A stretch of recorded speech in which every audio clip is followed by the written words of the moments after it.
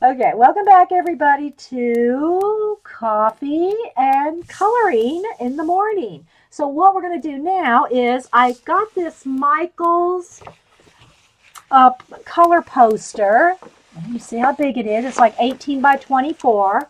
And I'll just move it along as we go or turn it or whatever. I think it will almost even fit under my color, under my paint tray thing here. It might almost just slide right under there. Anyway, so it was $3.99 at Michael's. It does not come with any markers. If y'all remember the posters in the past, they came in these big, nice, hard cardboard tubes back 30 years ago. I don't know. I mean, I think they've made them even more recent, but I remember for 30, 40 years ago, maybe.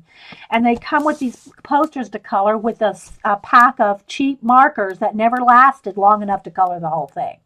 And back then, there was not like you could just go down and get a pack of I'm saying back then, probably, I'm talking a lot of years ago, guys.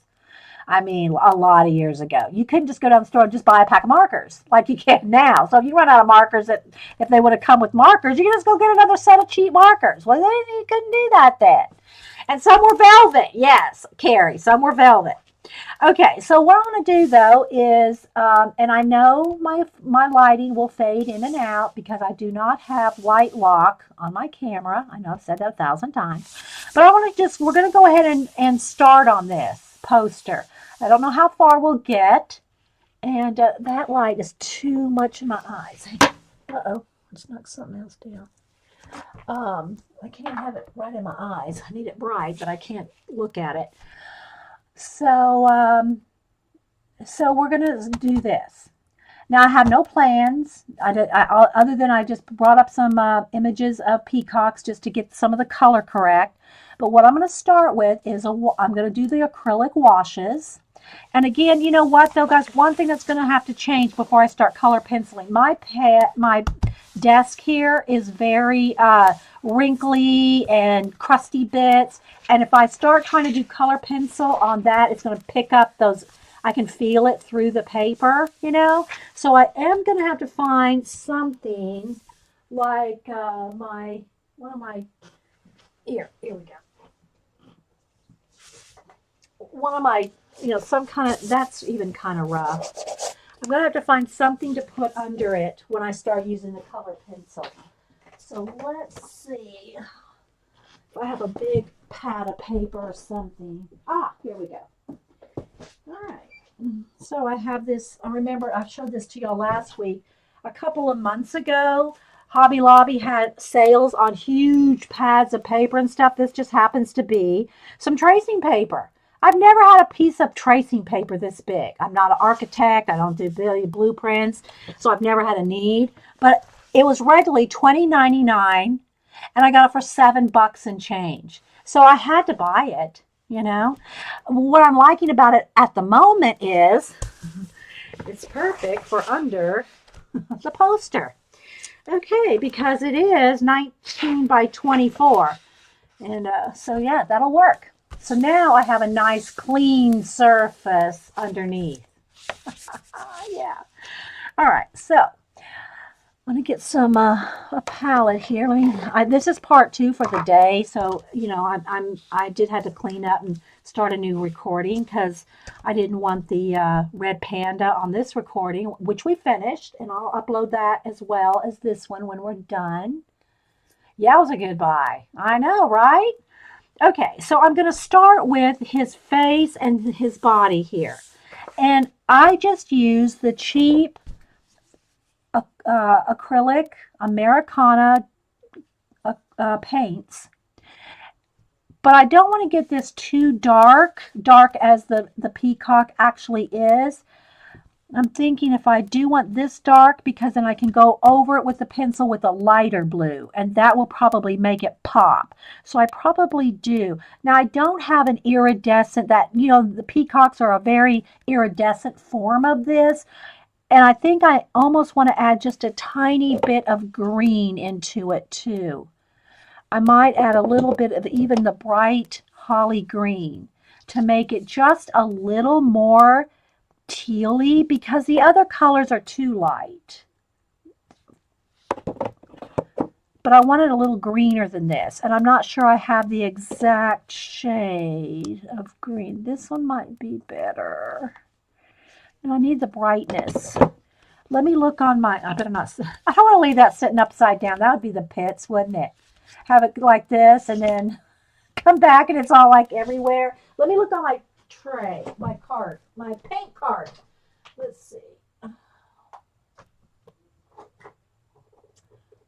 This one might be good. This one might be perfect.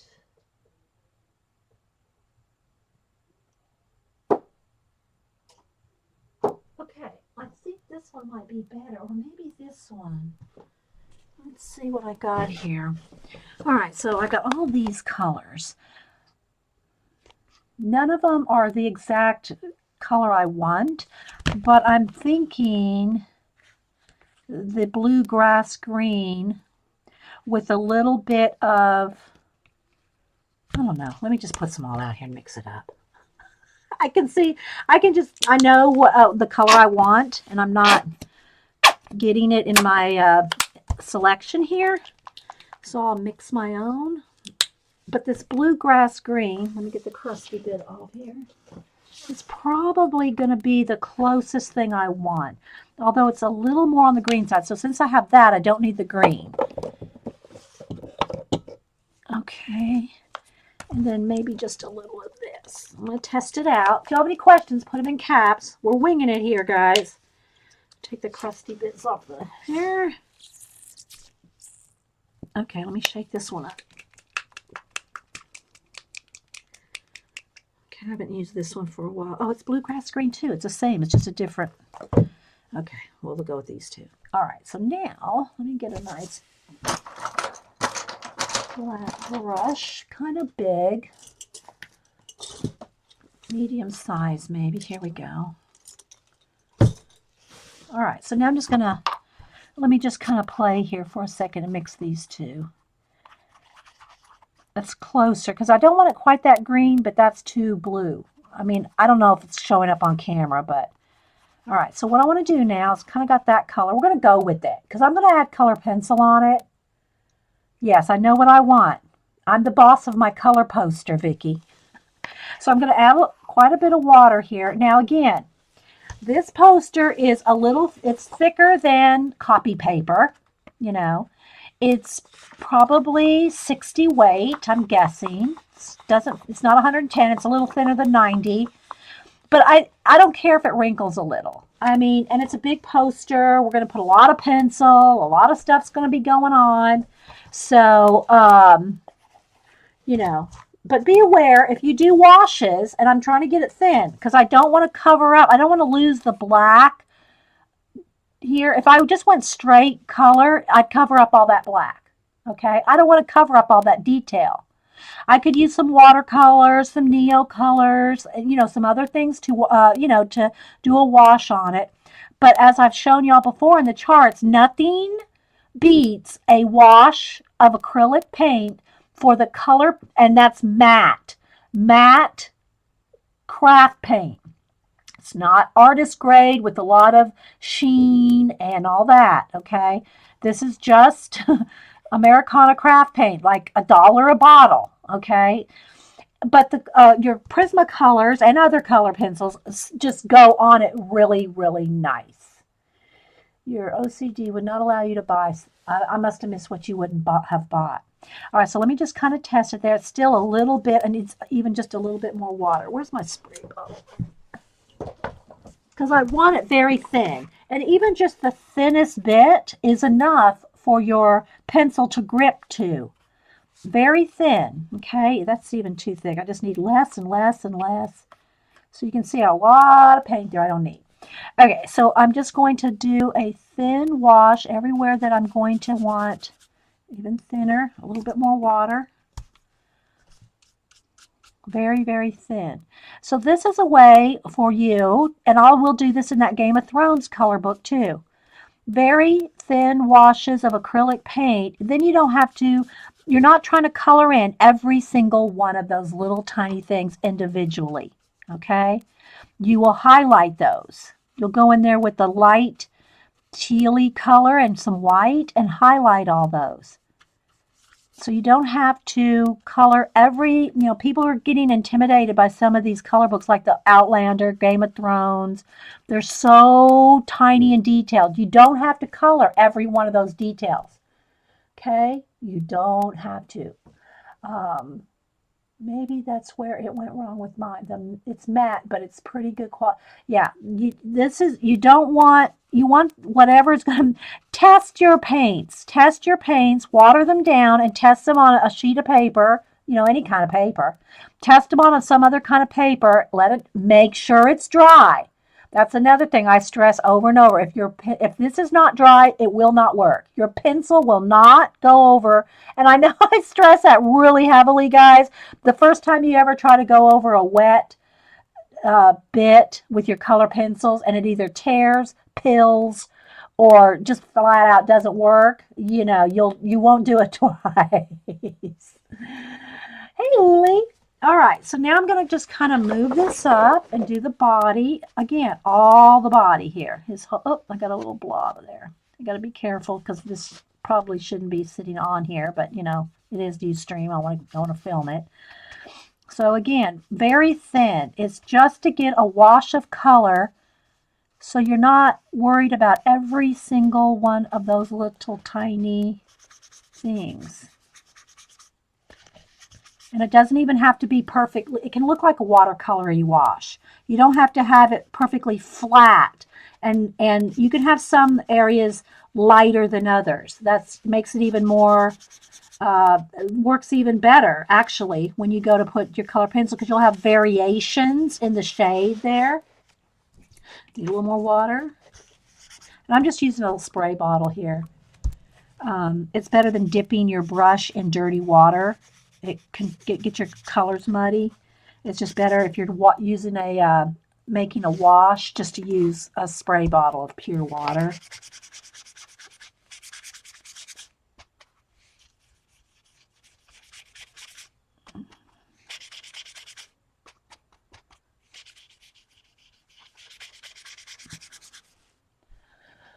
Oh, question. I love the idea of diluting the cheap paint and using that. I know, on the detail pages. Yeah. The only drawback to that, guys, is the wrinklage. It will wrinkle. And so the heavier dutier of your paper, the better. Because it will wrinkle. But if you saw in my Animalia, if you saw that by the time it has practically covered again with color pencil, the wrinklage is minimum, even on those thin pages. But test it, guys. Test it like the back page, the index page. Have one of the back pages in whatever color book you're using, just for a test page, whether it's markers, watercolor, neocolors, your washes, your Copics, or anything. Have a back page just for testing, whatever. Because every color book, I'm telling you, every color book's paper is different. Every color book page is different. Okay, so I just went with a little picture of a head of a peacock right over here on my iPad in some Google Images. So now I'm going to go to another. Well, let me go ahead and I should have saved that picture because I want some for the detail. Let's see, was that it? No, but that'll work. No, it won't work. Okay, so now I'm going to go find a good picture of the feathers. So I could have saved some of this, I guess, before I hit record. That's the one I had. That's the one. I want to save that one. But I want to see what parts of the feathers. Let me get some close-up pictures of the feathers. Not a drawing. I want an actual one. So let's see. Let's see here. Here we go. There's a photograph of one. Okay, so it looks like in these big feathers. All right, let's see his body right here. Okay, so this is interesting. All right, so his body, which is all these small feathers here, is very dark. It's kind of like this color and maybe a little darker. And I'm going to add more blue and shadows and stuff in it. But it goes from this color out to a green. So what I'm going to do is, again, let me mix a little bit more of those two colors together. I'm going to get some lime green out, and we're going to do that. Let me kind of zoom in a little. Yeah. Okay, so I'm going to do this, and let me get another palette here because the other one's got paint from the orange paint from the this morning. And then I want to have probably a citron green. Let's go with citron. That's yellow green. I think I want citron. Where's my citron? No, that's not it. I might have to go over to the paint card. Yeah, here we go. Okay, so what I want to do now, I'll put some of that out. Again, that's way more than I'm going to need, but and then let me clean my brush off, water this down.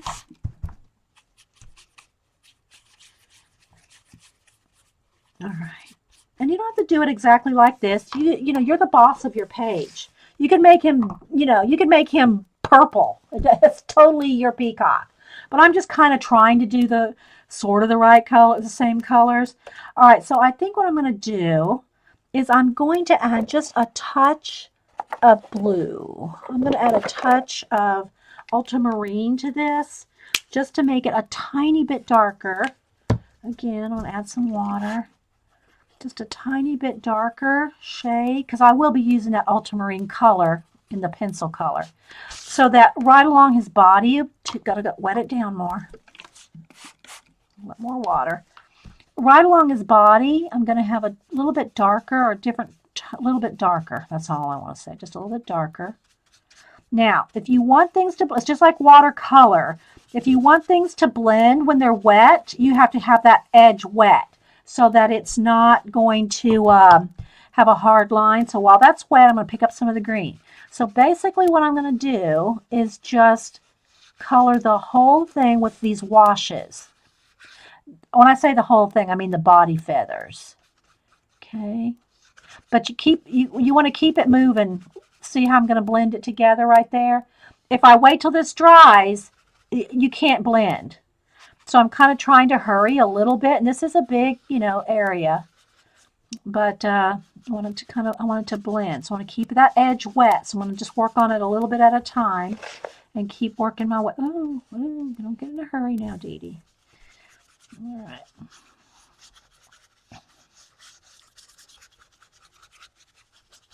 Okay. And I got to keep adding water because it does dry pretty fast, especially under these lights. Okay, so I'm gonna keep moving. And then I'm gonna pick up some green and start blending that. So it's just kind of fading into the green. I'm not really worried too much about going off the edge of the lines here. We got color pencils to correct a lot of this, anything you go out of lines or anything like that. It's okay. All right.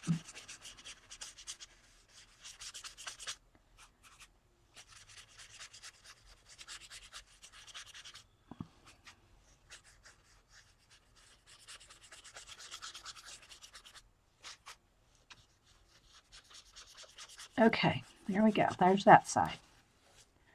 All right. Love the colors, yes. And we'll shade in there. We'll have highlights where the light is, like right along the front of him. And then this will be darker. And then we'll have, and then we'll get in there with some individual colors. But this is just a way for you not to have to sit there with a marker and do every little line one by one. Okay. All right, so now let me move it over to this side. Okay, again, make sure I got some wet stuff there. I need a little bit, probably just a tiny bit more of that dark blue, but let's see how dark. Oh, it could use a little bit more. All right, so I'm going to go just along the edge here, the edge of his face, keeping it really, really wet. Now I'm going to get some more of the lime green and just start blending it in while the edges are wet. While the edges are wet, you're going to capture those edges. And this is not watercolor paper, so it sinks in pretty quick. You know, you're going to get those harsh lines every now and then. Just kind of pick up a little more of the dark and kind of blend it out. It's just, but it's you know, don't get all worked up over a color book thing. It's supposed to be fun. If it's not fun, we're doing something wrong.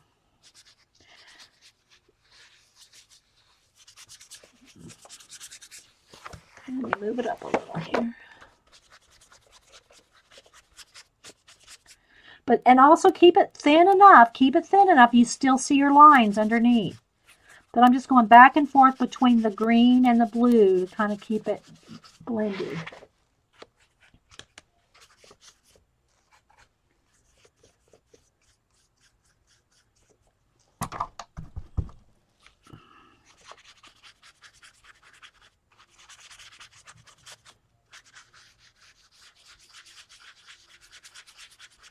And if you hear me going over here, I'm just cleaning that paint out of my brush so I can get more, you know, clean color here.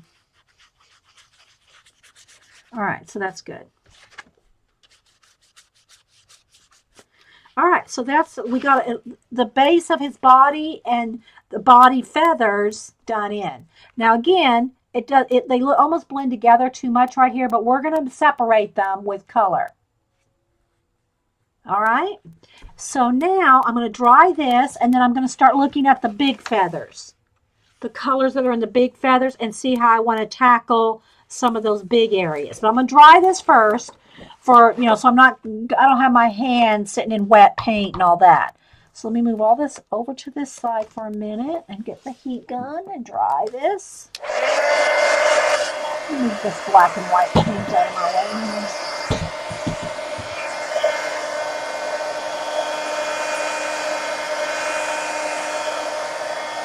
Sandy Stick.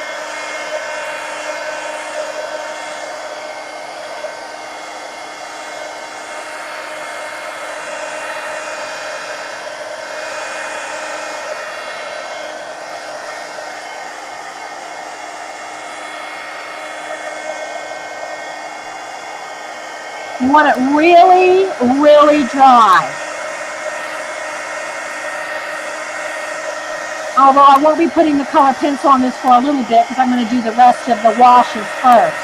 If it feels cold to the touch, it's not dry. And it's also good to turn it over and dry the other side. You'll have a little less wrinklage if you dry both sides.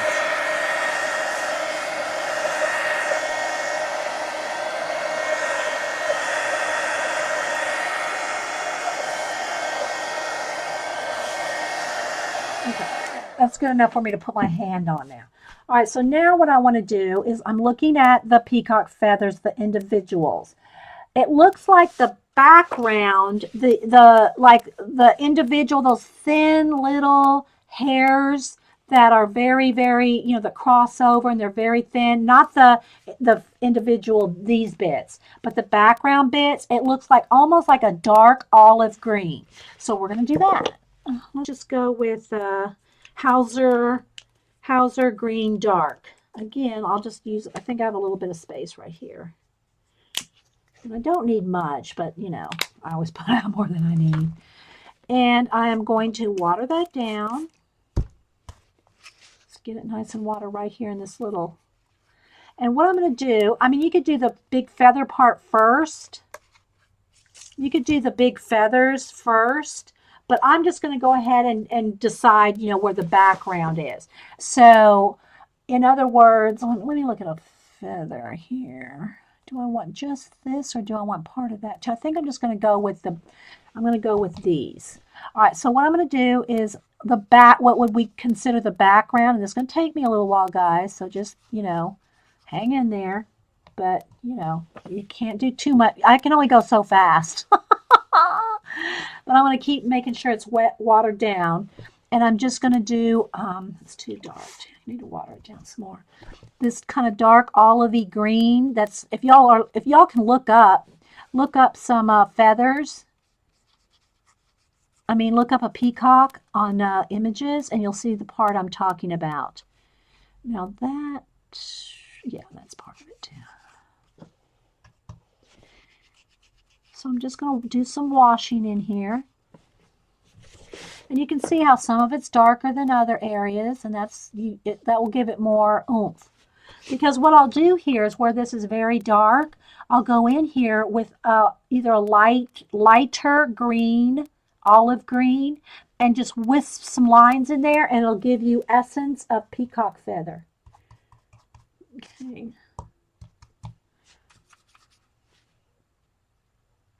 So if you have any questions, put them in caps or just chat or whatever.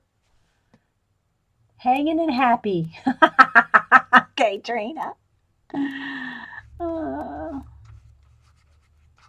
But you want to keep it going especially in the middle. See, if I just let that sit there like that and I try to bring in, see, it's going to have a harsh line there. So you want to try to, if you're doing these big areas like this, you want to keep the edges wet. So you kind of move fast, because again, this is not watercolor paper. It's not like you can do watercolor techniques, with I'm just keeping my little palette wet here. The same kind of techniques that you can do with real watercolor techniques, you would want real watercolor paper, not just this, cheap paper. Okay, and I do want it kind of dark. I want that because I want that to be a good, nice contrast. So I can still see the lines. I think y'all can too.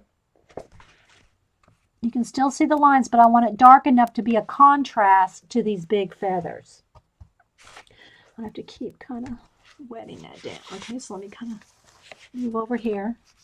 But do be careful when you have these palettes, whatever kind of palette, and you're spritzing water, they fill up with water and they're easily tumped over. I've done it.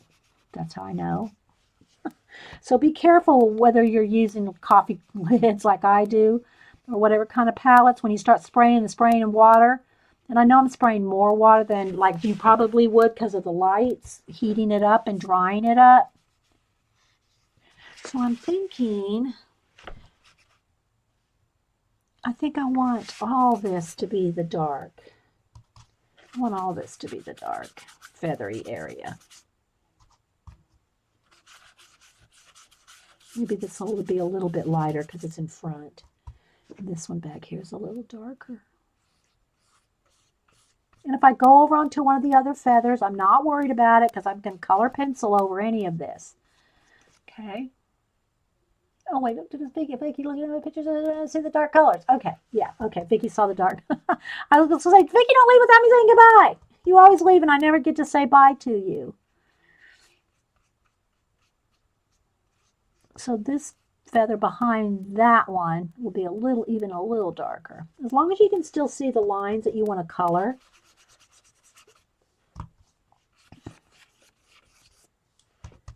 So this is all the real feathery, fine feather edges of a peacock feather. That's what these are that I'm coloring now. Okay, I think that one too. I'll do that one even lighter. Still the same green. And then right along these edges here, we'll shade. We'll shade that in so that you can see a nice distinction between the areas, the different parts of the peacock.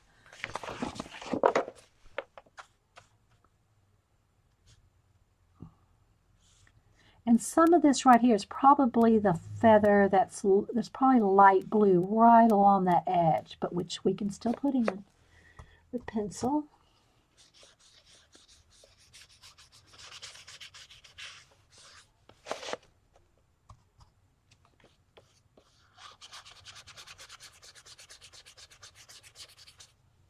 And this one too. Right along these edges here, there's going to be a lighter turquoisey color. So we'll do that with pencil too. I'm just going to get it all based in with this olive.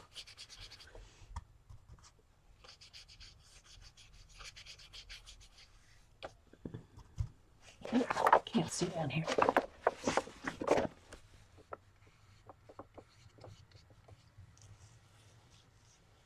Okay, so let's move over to this side. I'll come over here. I gotta add a little bit more water to the green.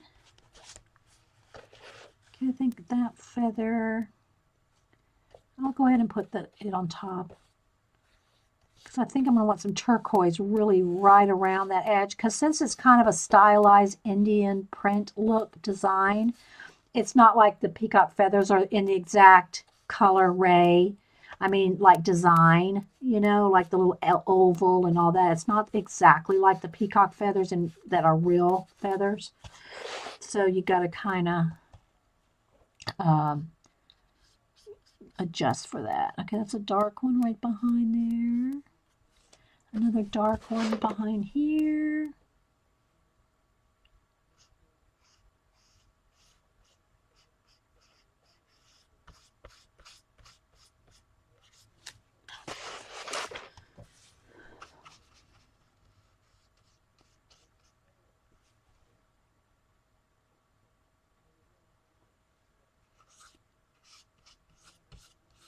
It's good to have everybody here. Thanks for being here, guys. I think that one will be one too.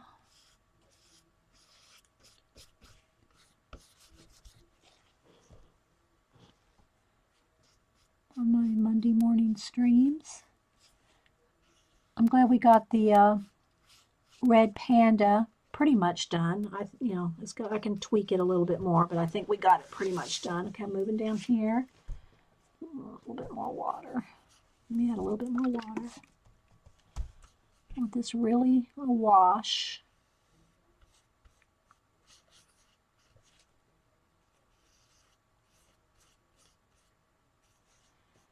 Okay. And I think right in there too. Go in there a little bit. There we go. Okay, now I'm looking at this and I think I want some of these areas just a little darker. I think I want this one a little darker. Maybe a little bit darker right along that edge there. Of course, you can do that with color pencil too. And a little bit darker right along here. Oop, need a little bit more water. Gotta keep it watered down.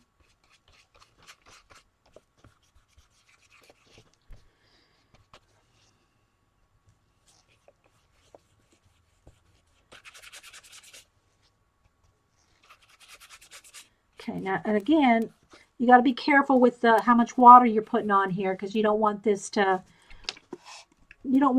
start pilling. You know, your paper, it's only gonna, you know, I can see a couple areas where it's starting to like pill, you know, like pull up. So you got to be careful not to, at least if you want more layers, it's better to dry and then add another wash. Okay. Rather than a whole bunch of layers, wet, wet, wet, wet, and then it starts pilling and tearing your paper. All right, so I'm going to start drying now, so give me a minute.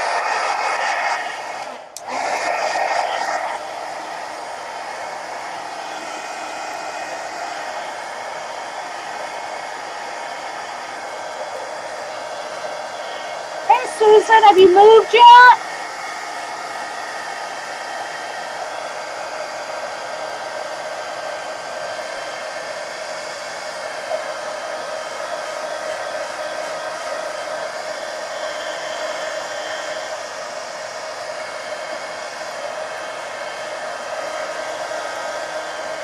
And if y'all have not seen Miss Vicky Bees, I just saw her name again. She put up another unboxing. Hubster's Homecoming Stocking Checkup. I hear the garage door opening. I'll go check on him real quick. Make sure he's still going to be with us. I'm sure he's fine. Anyway, she has a cool unboxing, Miss Vicky B. If you want to put your YouTube channel in there, an unboxing that's really cool, little Christmas stuff. It just gets you in the mood. It's just so cute. Okay, so guys, I know I'm recording. So if you're watching the recording, just fast forward for a minute. Let me go check on the Hubster, and I'll give me about 2 minutes. Okay, so I'll be right back. Whoops. There we go. Okay, I'm still recording, but I'm coming down to check on you. Okay.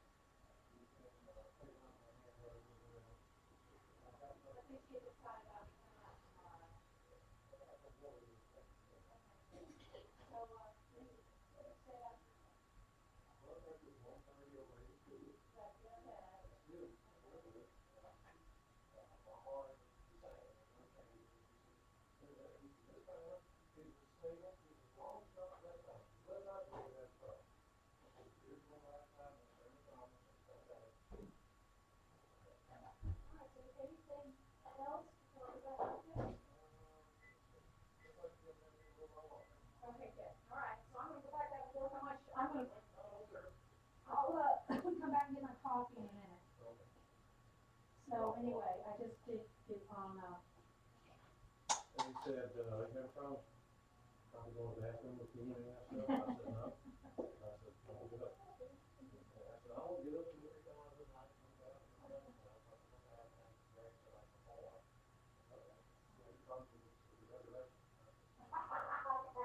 gotta go, honey. You're so funny. Okay, I'll be back down for my coffee in a minute. I make some fresh coffee. Hubster said we're going to have them around for a while. Okay, so. All right. I mean, it says flamingos invade. Oh, okay. All right, so yeah, we know about Eileen and the flamingos. Did Miss Vicky B put her link in? Or anybody else? Links are open if y'all want to put your channel, especially if you're new and we don't know who you are. We want to get to know you. And I never did see if Susan's moved yet. Have you moved yet, Susan? All right. I can still tell this is a little damp on the edges, so let me hit it again with the heat gun.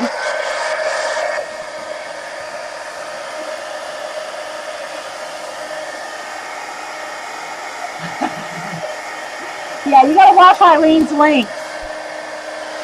And if you have not seen Sandra and Ash have elves doing elf things,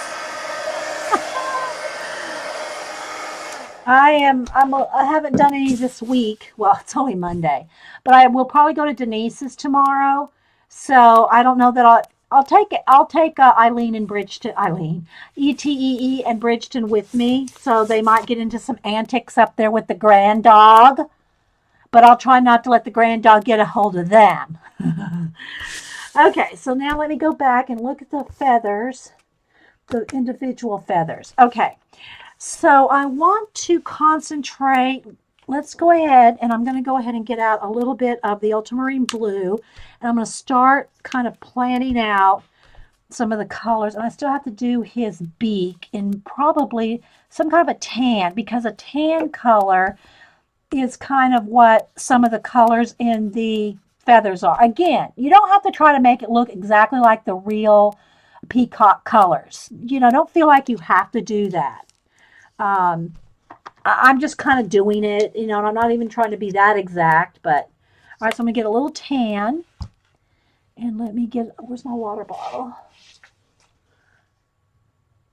Okay, Susan, I was just wondering because I saw y'all talking about it, and I didn't know if you had moved yet. That brush is too big. Where's my littler brush? Okay. I'll get a smaller brush here. Oh, that one's good. Okay, so I'm going to use the tan in the water here, water down, and I'm going to just do his whole beak in the tan. Right up along the eyes. Again, we can add more color on top of that. And that's not even really an issue right there. That's that's not even real. That's just their own like stylized feather face right there. So we can do that. Okay, and again, up here at the top,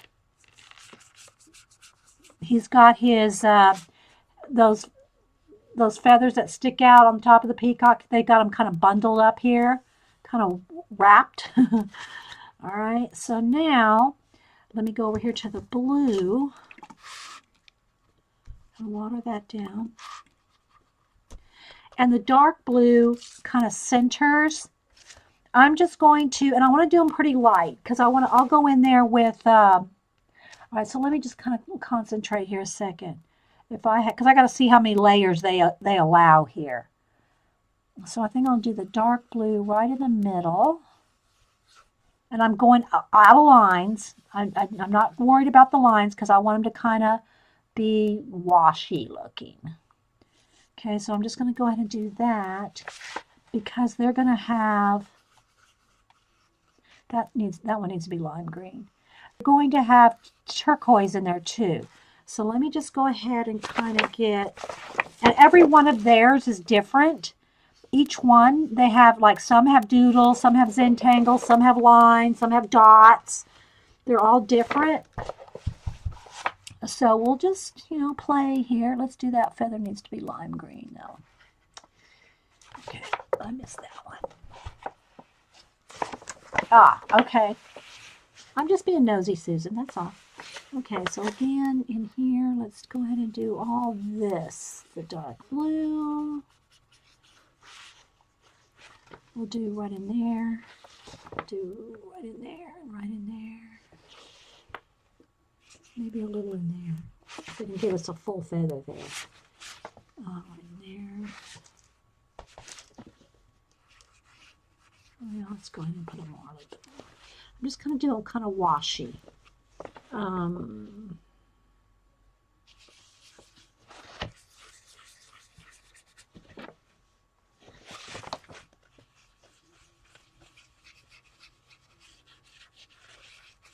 Need a little bit more water. Maybe a little in that.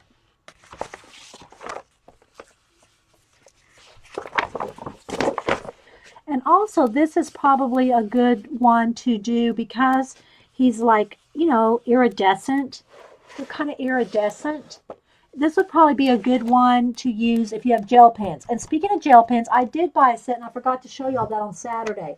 I bought it cheap. If y'all remember, I bought these cheap Michael for $4.99, 24 of these brush tip markers, Recollection brand, and they're just the cheap ones, little brush tip, $4.99 for 24. I don't know how long they'll last, but for $5, you'll get a couple of good pages out of them. So they also have their gel pens, which are, let me see how many are there, 4, 6, 7, 8, 10, 12, 15 or 16 of them, it looks like. And they're bright, pretty bright color gel pens.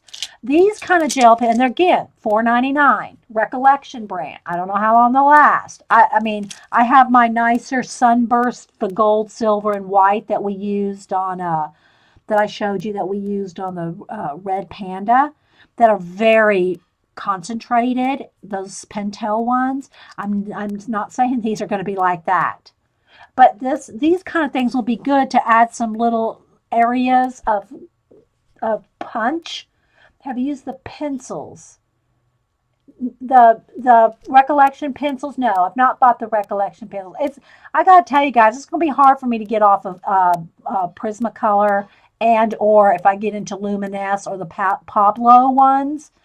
Those are just the most blendable things for me. I just love, even though they have the breakage and the problems and all that, I have just not found anything that I love as much as those. Other than perhaps, I haven't tried the Pablo ones, the Caran d'Ache Pablo, and I've only had a limited use with the Luminance that Eileen gifted me. So, no, I don't. I like the wax pencils. I mean, some of the other ones, like I guess, are called oil based, like the Luminance, I think, are oil based, and they all work together. Well, pretty much. I mean, I'm not saying they're all going to blend exactly together. And Ro did I don't think she's here. Did a show, which I didn't know she was streaming when I was on Saturday, or I wouldn't have streamed.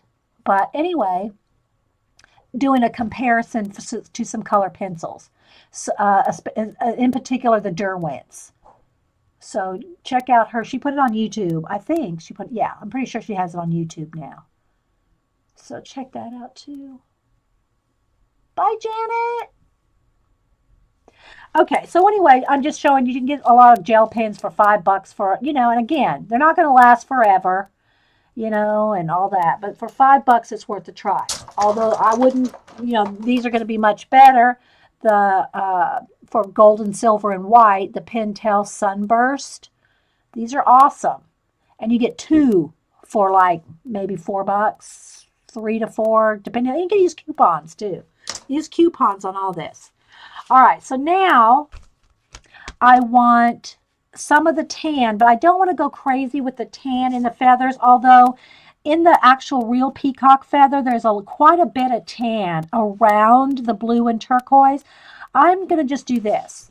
I am going to just do like a little bit of a wash. I'm going, it's touching the other colors. Whoops, let me pull it down. It's touching the other colors, but I really, guys, I just want this to kind of be a wash. And so then when I go in here with color pencils, even though I may be going over some of the brown and the blue with one color, it's going to be it's going to have a nice effect. Okay, so I'm going to put some of the brown, the kind of tan color, just kind of here and there around it. And I'm going to also put some more turquoise, but I just want to get some of that brown color in there. And you see, it's touching the blue. It's okay. I just want to get a base coat in here.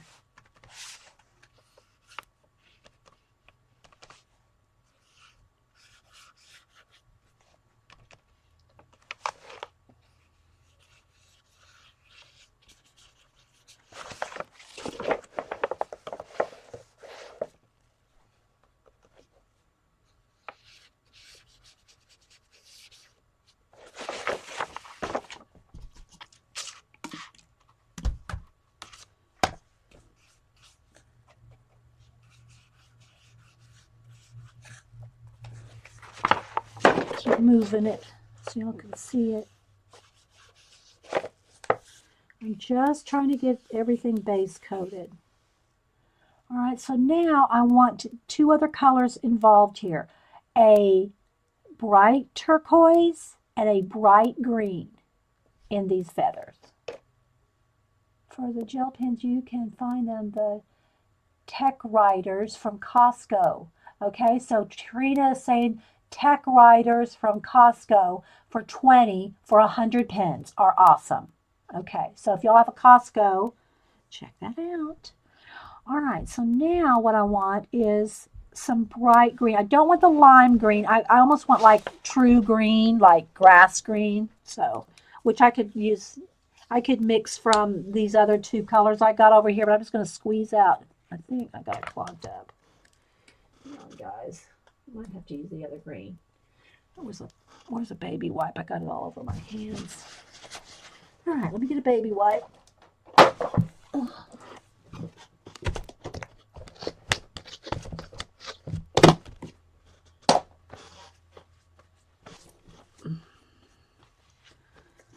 Okay.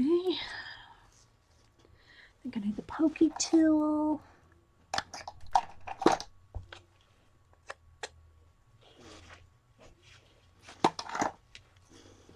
Okay, just need a drop of the bright green and some water.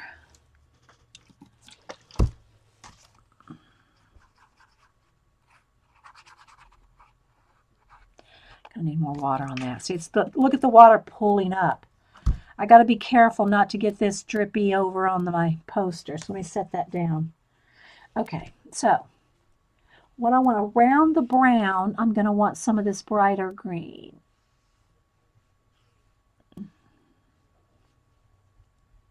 So I think I'll just go ahead and get a bulk of that around the brown, and I'll go back in there with some turquoise. And some of these little individual things, like in here, you can color them, different colors, red, blue, purple. You can make it a very bright peacock. But I just want to get all the washes on right now.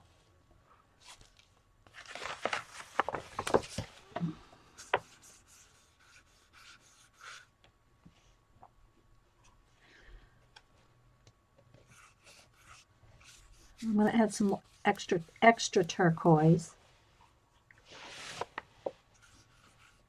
Need a little brown in there, I think. I'll put a little brown in some of those.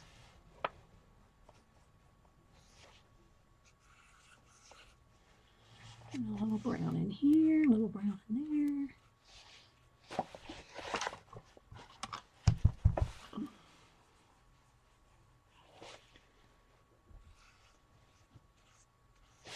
I'm just getting some washes around it.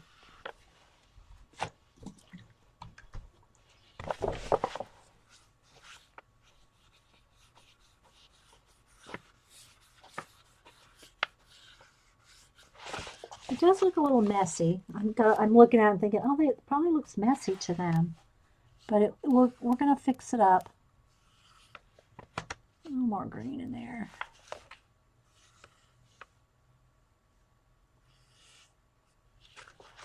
Go back in here with some of the turquoise again in a minute. And just really want the colors of the peacock to be in there. I need a little bit, get back into the bright green. Oops, too thick. Water it down a little.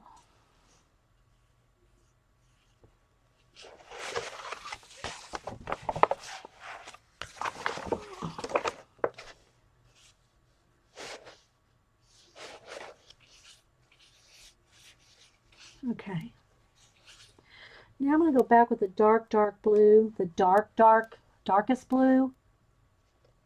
And I really want to have at least a couple areas that are really darker than every other area. So I'm going to just splash a little of the dark blue in the centers, because that is a prominent feature.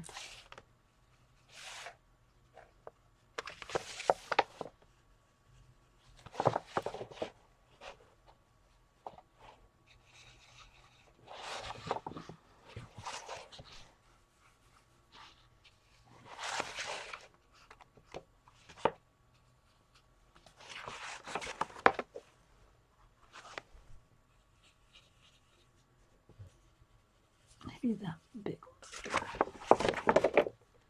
Okay, now I got to dry it. I think, wait, one more thing. Let me do these two big ones here. I decide what I want on them. I think I'll put some lime green on the outside edges of these. And then the turquoise is going to be in the middle, because these are the only two. You leaving, honey? Okay, see you later. Call Denise, okay?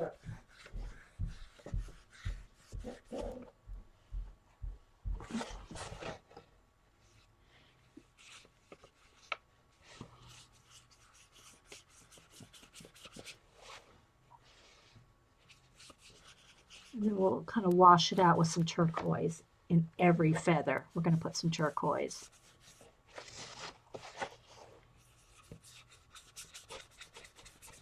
All right. Any questions? Does it look like a hot mess?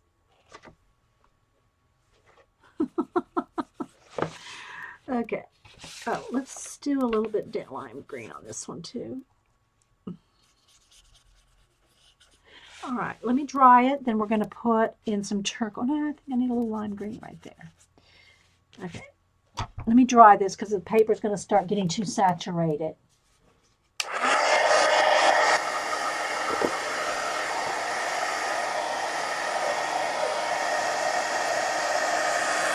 Hey, which one did you take apart, Kathy? Somebody said they took apart a book to color it better. I was trying to see which one they're talking about.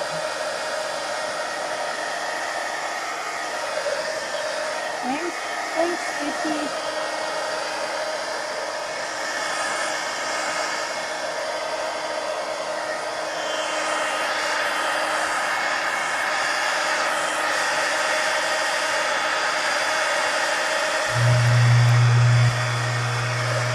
Just right now I want it dry enough so that I'm not, sorry, there goes the garage, that's just leaving. I just want it dry enough so that I'm not, running my hands because I'm not ready for pencil yet. So now I'm going to go back to this original turquoise color, or one of the shades therein, and start adding some of that to each one of the feathers. And again, I'm just going to kind of not be very particular as to, I just want some in there. I want some turquoise around maybe some of the brown, maybe along some of the edges. Let's get this one down here.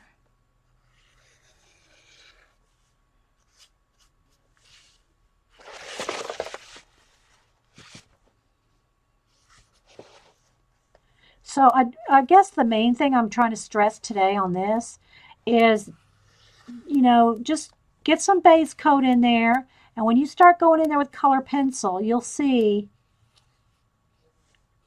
how you can finesse or, figure out all your little details. but you have a base here to work on. And it doesn't even have to be this big of an area, like these big feathers. It could be the little areas, like in the Game of Thrones book. Same thing. Just, you can color wash with just watered down cheap acrylic paints areas, and then go back in there with the detail, and the all these washes will give it a depth when you go in there. Let's put a little turquoise right in there, maybe a little around that edge. It'll give it depth when you go in there with color pencils. Okay, I'm still not sure what I want to do with that. I think, well, let me finish up these other ones first.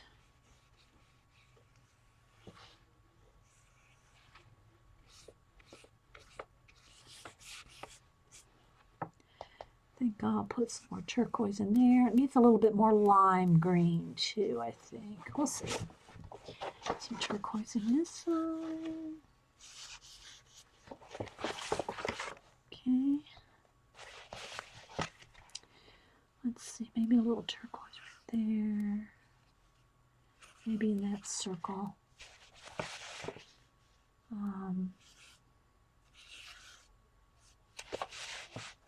And like I said, each one of these feathers is a little different. They're not like like a real peacock is very perfect feather. Every feather's the same.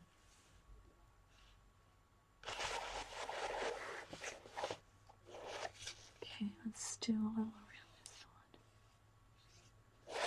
one. Do a little around this one.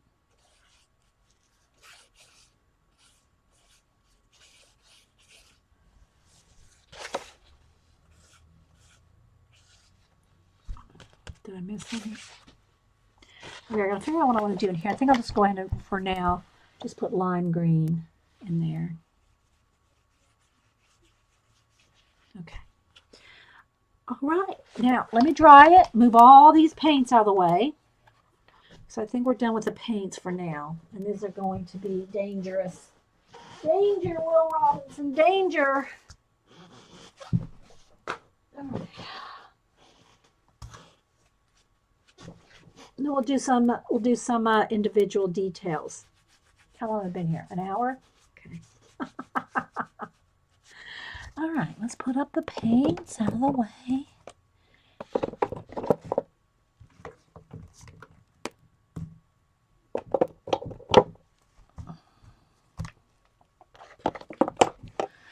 Just go back on the cart. Oh, I need these blues too. Well, let me just.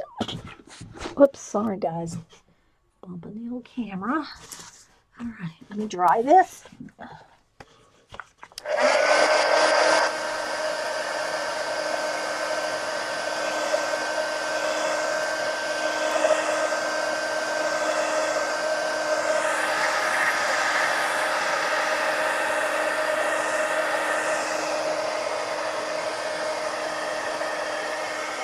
And when you're doing something this big, you have to kind of look at the whole thing. Like I decided where the olive green was going to be in the background and that sort of thing. And it's kind of the same way when you go to do the details. You might want to just kind of like concentrate on one area and get it established as to what you want to do in that area, so that you're not having like some weird odd, just like a big bright thing of red somewhere and it doesn't fit the whole composition. So you want to kind of work all over. I mean, I don't want to say like that. You want to at least have it in your head, where you're going with all the colors. Like I decided I wanted some dark blue in each one of them. Okay, I didn't just do one dark blue. There's a blob of water right there, and then a red, and but you could do that if you wanted all different colors. But if you wanted to kind of keep it cohesive, and you want to do that with spacing everything out. They don't have to be exact. Like every feather here is different, but every feather is going to have the same colors. So when I'm working on it, I might take the lime green, say, and go in and every feather add some lime green. and then go back and finish one full feather so I know where I'm going with the whole project. But whatever works for you. That's just the way I'm doing it. All righty. So I think what I'm going to start with is a little bit like in the face and show you how I'm going to do the body here. So I'm going to have to dig out colors. Now I'm digging, this is just impromptu. I'll say it's impromptu. I knew I was going to do this, but I didn't know what colors or anything. Let me pull this down here and get out some pencils. Let me move the markers for now. I don't need those at the moment. Although, could probably do a little bit of marker just to throw some other things in there. Okay, so any questions? Hey, Sarah O. So if you're just joining us, this is an 18 by 24 inch poster that I got at Michael's, $3.99, and I think I even used a 40% off coupon. Okay. But I'm going to start, I want to keep it kind of basic. I'm going to get white, a couple of greens, because I'm just going to work in the bird, right, on his body right now. I think I'm going to go, but I'll pick out a couple colors like a dark green, a lime green. It's a kind of thing. It's called peacock blue, or is it called peacock green? That's aquamarine. This one right here, I think. So that's aquamarine. It might be in the blues. I might have stuck it in there accidentally. But here it is. This is it. I think it's called peacock. No, that's aquamarine too. I know I have a peacock green. Must be in here. Where is it? Where is it? Is that it? It's aquamarine too. That's aquamarine too. I know I have a peacock blue or a peacock green that's a little darker. It's just a little darker of a shade of aqua. Is that it? No. Okay, it's bugging me now. I gotta find it. It's in here somewhere. Is this it? No, that's true blue. All right, come on now, really. It might be it right there. That's true blue, which I'll probably need a true blue too. All right, where's my, so that's called peacock green or peacock blue. I forget. But it's a dark teal that I cannot find. It's in here. It's in here somewhere. All right, let's see. I'm going to have to take the rubber bands off because I'm not seeing it.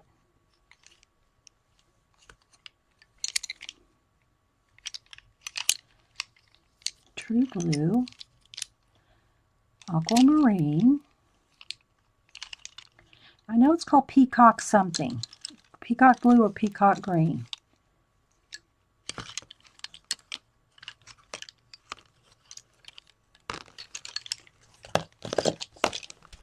There's ultramarine. I'll probably need that.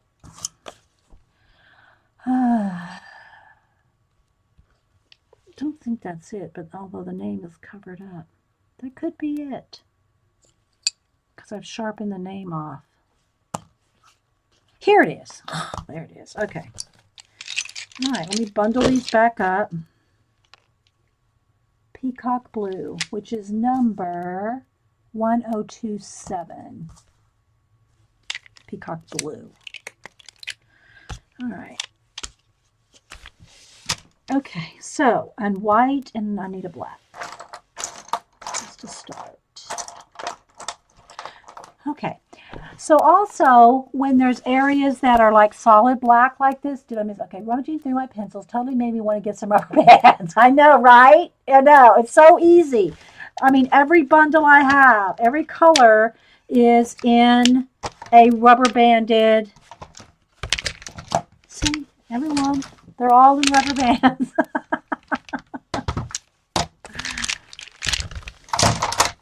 Okay. But these dark areas like this, you can also make them darker with your black and even highlight them with, paint or a gel pen. Same thing for his nostril here. I'm going to go ahead and just make those really dark. Nice, right? Nice contrast. And you might want to do that, say, around some of the darkest blue. You could go, and this is what I'm talking about by going all over the poster. See, I'll go around each one and add a little bit of black to each one. Now, as long as I can remember that I've done that, I don't have to sit here and do every single one right now, but I can do it,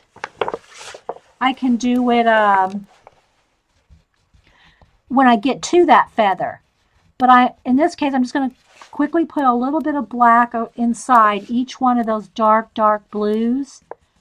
I'm just doing it kind of fast. It's not, maybe a little eccentric because everyone's different. Every one of these feathers has a different design to them, but I'm going to keep them cohesive by using the same colors in each one, even though they may not be in the exact same spot, because each feather design is different. But we're going to add the same colors to each. Okay? Now, I might want to go in here with my white gel pen and add a highlight. You don't have to, but it might just give it a little bit more life.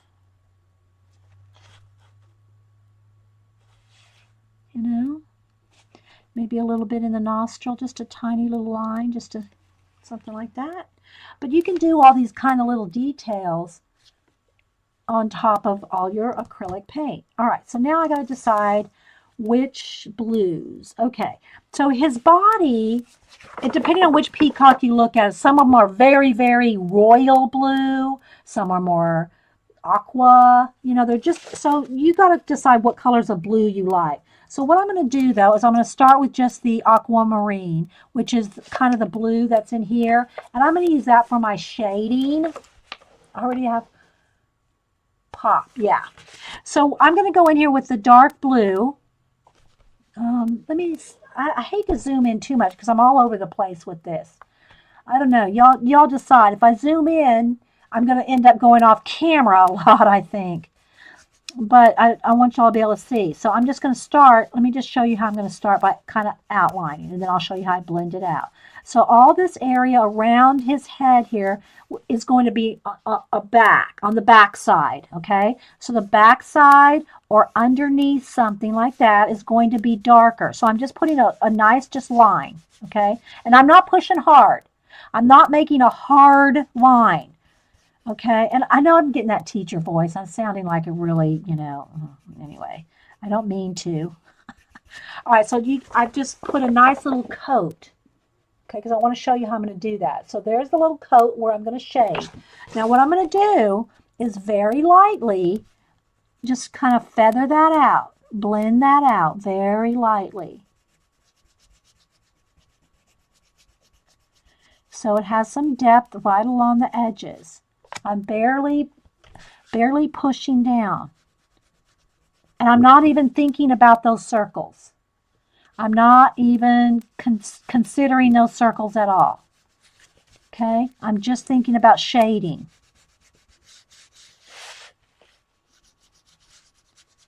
Very lightly. This is the first, shading bit. Because his head's go around. So this is going to be behind him. Even if if the light's really bright on one side, he probably would just have a cast shadow there. It wouldn't be this dark. But we're just going straight on, I'm not concentrating too much on, this light coming this way, down this way. I'm just kind of thinking of the form. Okay, the form of his head. And kind of that's where it would be dark if it's going around the back. It's, it's a color page. This isn't a painting in oil. But I do try to tell you what I'm thinking when I'm doing it. All right. So you kind of see that. Okay. Okay. Nothing wrong with the teacher voice. Okay. So I'm just going to do the edges for now. I'm just going to kind of show you. Now, under his beak, it would be darker. Now, again, I'm just going to kind of draw a line where I'm going to put the shadow. And when I say a line, I'm not pushing hard, guys. I'm not like drawing a hard line like you would sketch something. It's just a nice, smooth, it's kind of thick because I need to sharpen it. but it's just the point of getting the where I'm going to shade. And the same thing here. Along the side of his body is going to be going back. So I'm just going to go ahead and I'm just going to just kind of put a little bit here. I'm going to have to sharpen my pencil here in a minute.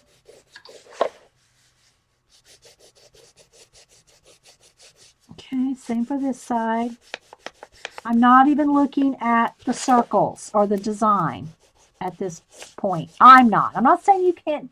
You're the boss of your color book. You color it how you want. I'm just showing you how I'm going to do mine. All right, now I got to sharpen again.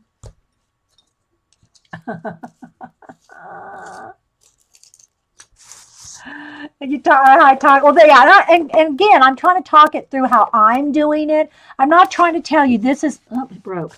I'm not trying to tell you this is the only way or the best way or anything like that. I'm just showing you how I'm doing it.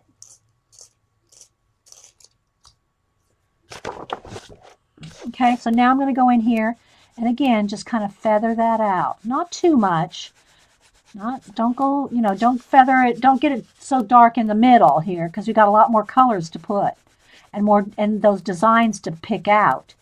I just want a little bit of shadow under where the, shadow, and I'm not here to teach you where the shadows and highlights are. I'm just going to show you what I'm going to do with this page. Okay? Well, at least you had the knowledge base. Well, it's I've just been doing it for so long. I've been doing art for 50 years, and I mean literally 50 years. So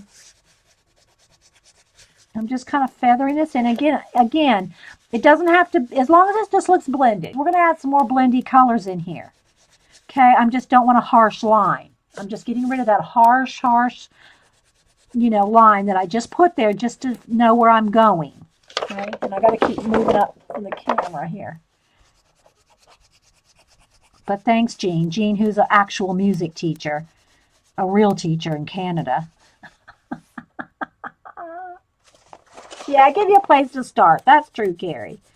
I give you a place to start, and I try to inspire you. I try to show you that it's not, you can do this stuff. Now, I'm not saying can you, do a full-on out portrait in color pencil like I do. You're probably not going to be able to do that without a lot of practice. It's not impossible. But, it does take, everything's going to take practice. You wouldn't expect to go pick up a musical instrument and be able to play it. You just wouldn't. Well, why do you think that you can pick up any kind of, realistic, anybody can pick up some colors now. Don't get me wrong. Everybody can do some of this stuff. Everybody can do some of this stuff. What I'm doing here, everybody can do. But, you kind of be a little gentle with yourself and don't expect, that you have never done anything in depth and then be able to pick up, a paintbrush and paint an oil painting, let's say. Okay. My grandmother started to teach me how to read and write when I was 3. So I probably started, doodling when I started, picking up writing. But I've always loved drawing and art, whatever, sometimes, there was no real teachers that I had. And I've also always read a lot. And we moved a lot. I grew up in the military and I married the military. So we moved a lot. So a lot of times, I could take a class here and there, and I went back to college a couple of different times. But, I just, if I wanted to learn something, and there was not a watercolor class in Anchorage, Alaska in 1980 something, then I bought a book. You do what you got to do, if you want to learn. Okay. Now, some of his iridescence, I'm going to just kind of make a few little areas of dark blue. I'm going to blend this out. With the turquoise. But because he's kind of iridescent, he's going to have, some areas that are lighter and darker. So I'm just going to kind of pick out a few areas that might have a little bit, more iridescent. See how it just kind of makes them look not one flat color? And the peacocks are iridescent. I'm not painting using anything iridescent as far as the paint or anything like that. But I want to make him kind of look like maybe he's kind of a little shimmery. And this is just subjective, wherever you think you might want a little shimmer. Okay. I'm just going to put that in there because I'm going to go in here now with a couple other colors of teal.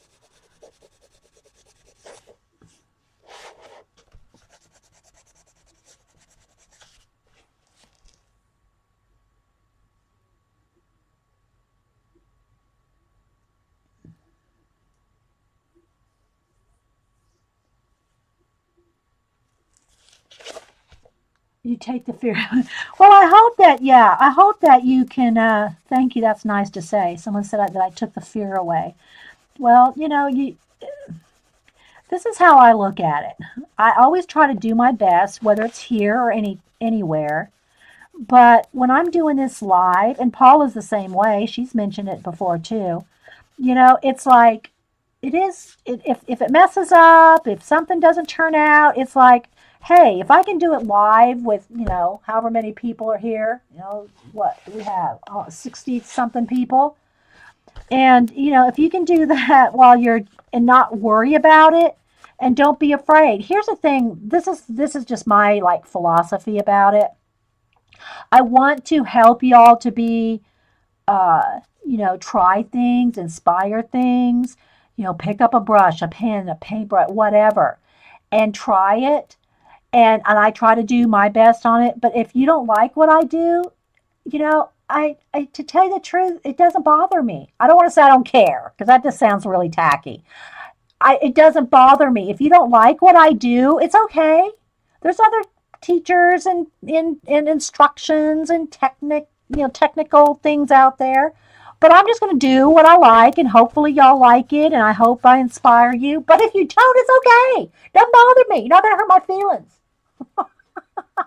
So you can't be afraid. In other words, if you want to, if you really want to pursue your art and put it out there, you have to put it out there. And if people don't like it, it's like, don't worry about it. I've had people not like stuff I do. It's not really even what I'm doing they don't like. It's that maybe they don't like me. Okay? I mean, it could be that. So don't get afraid. Don't be afraid. Just picking up a coffee in the middle of a move, Susan. Picking up a coffee cup does count. Yes. Thanks, Rain. Yeah, I do need some coffee. I made some fresh, and I need to go down and get it. So let me throw that on there, because I know y'all are thinking, okay, she's getting a little preachy now. It's time for her to go get some coffee. Dee Dee, go get some coffee. You're getting too preachy at us. Okay, I'll be right back, guys.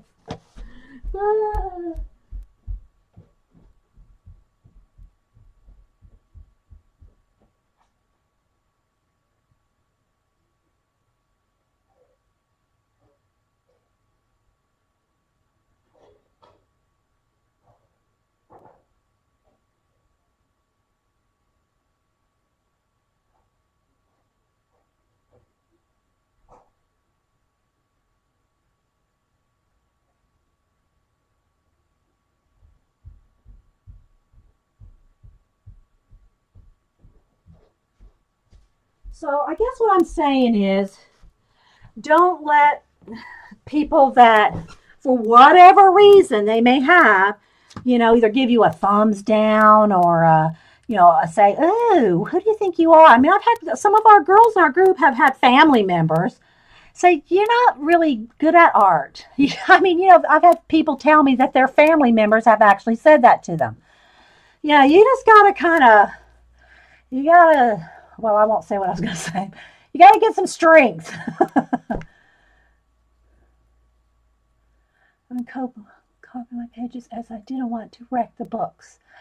That, yeah. Now, if you want to say, if you bought a book and you like there's a double-sided page and you only can use markers or Copics on one side and you love that picture and you want maybe thinking about framing it and keeping it and whatever, make a copy on cardstock that's heavier so that you can do, But for me, other than a couple things out of one of the Paris color books that I wanted to actually cut out and put in another journal, I usually I'll cut up an original book, especially if it's, one's just one-sided, even though I have cut up some double-sided ones too. But, that's all going to depend on your funds, how much you love the book. If it's absolutely, you love that book so much, you would never cut anything out of it, but yeah, don't be afraid.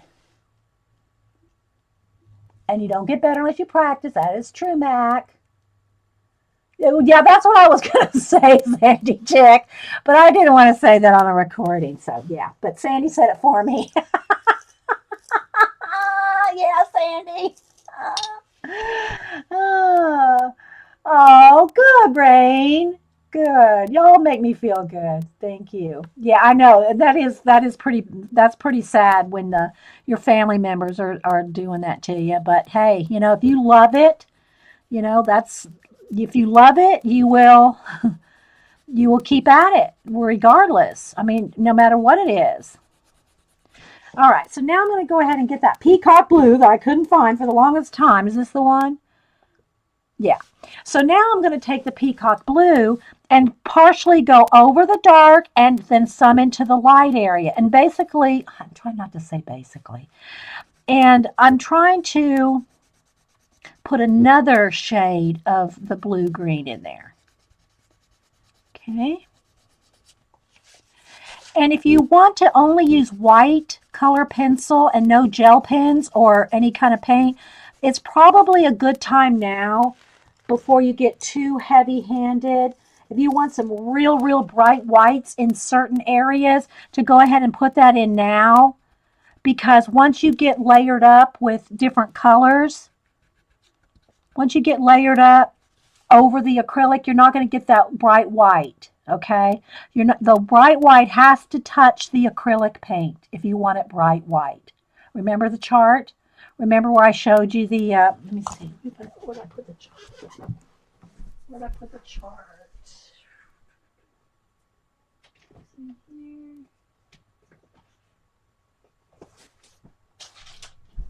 I'm keeping the chart in the fairy book, I think. Yeah, okay. Because this is where I cut a lot of stuff up out of this one. And it is double-sided. Okay, it is double-sided, but I still will cut, like for instance these little fairies here. I will probably not ever use them, although look at them now. I want to cut them up for Miss Vicky B to use in her planner. I want to cut those out for Miss Vicky B. I don't know if she's still here, but anyway, hey Allie. But anyway, I'll probably not color this as a full color page, so it won't bother me to cut this out. You see? Even though there's something on the back. But let me show you the charts where I have gone.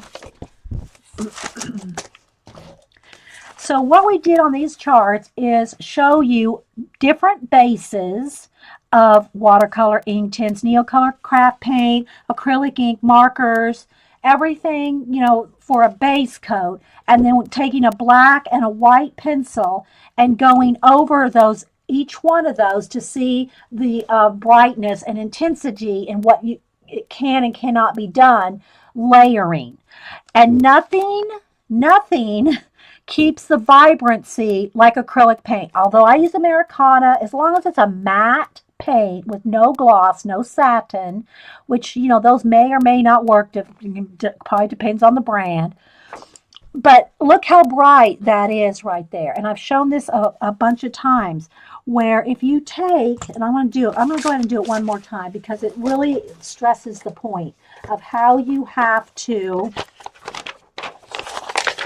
have your white or light. If you're wanting that intensity of color, it has to be on the acrylic.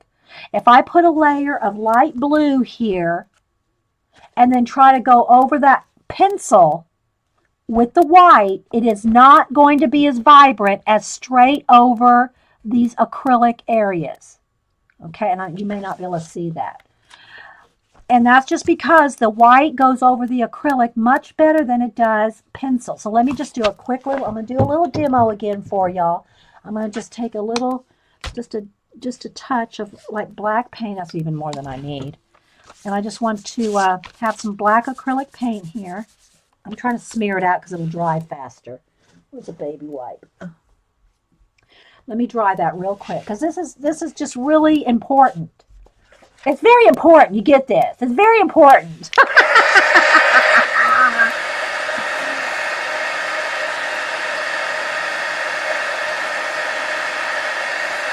And this is why I do the acrylic washes, so that you have areas. It doesn't have to be the whole thing. You know, it doesn't have to be every little area where you might want a bright white. You can still use a gel pen and all that, or even just white paint. But let me do that, and here's this black. Okay, so there's black acrylic, and this side's dry. That side's still a little wet. Now let me show you. I'm going to put real hard pressure and give you a solid black. That's with solid black with a pencil. Okay, now watch. Watch with the white. Wait for it. Wait for it. I'm going to put extra hard pressure on the pencil. Look, I am pushing. Well, I'm just smearing it. I'm going to push real hard on the pencil, real hard on the black. Look, look, that's full pressure on the black, and you can't even see the white. Now, let me clean off your tips. Okay. Now, I'm going to barely touch the black acrylic paint. Look, I barely touched it. This is as hard as I could push on black pencil. That's just barely touching. Well, no pressure. Look. And that's on acrylic paint. So that is why the acrylic paint is awesome as a base, whether it's whatever color, okay? And that's why that you can go over the acrylic so nicely with it. Okay, so I'm not really going to try to pick out the whites right now because I plan to use, if I want any really, really bright highlights, I'm going to use a gel pen. Okay, I might do some shading here in a minute, but I'm not going to worry about picking out certain circles. All right, so now going back to my Peacock blue, again, I'm just blending out. I'm going over the dark blue I already put in, and then just kind of feathering it in a little, just to give it another little color. See, but not the whole thing, because I want them to kind of have an iridescent feel.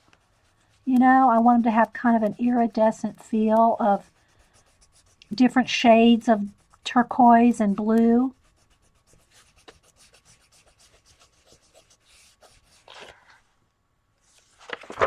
It does. I know, right? Right?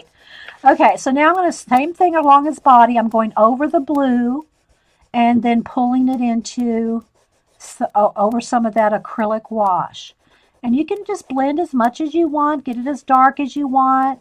You can cover up some of those circles and if you want, but you know, try to keep as many as you can, because that detail in the color book pages is what makes these adult color book pages so awesome, is all that detail. So you want to try to keep it nice and, you know, keep some, maybe right along the edge you might lose some, but in the darkest shadows or something like that. But, you know, try to keep it.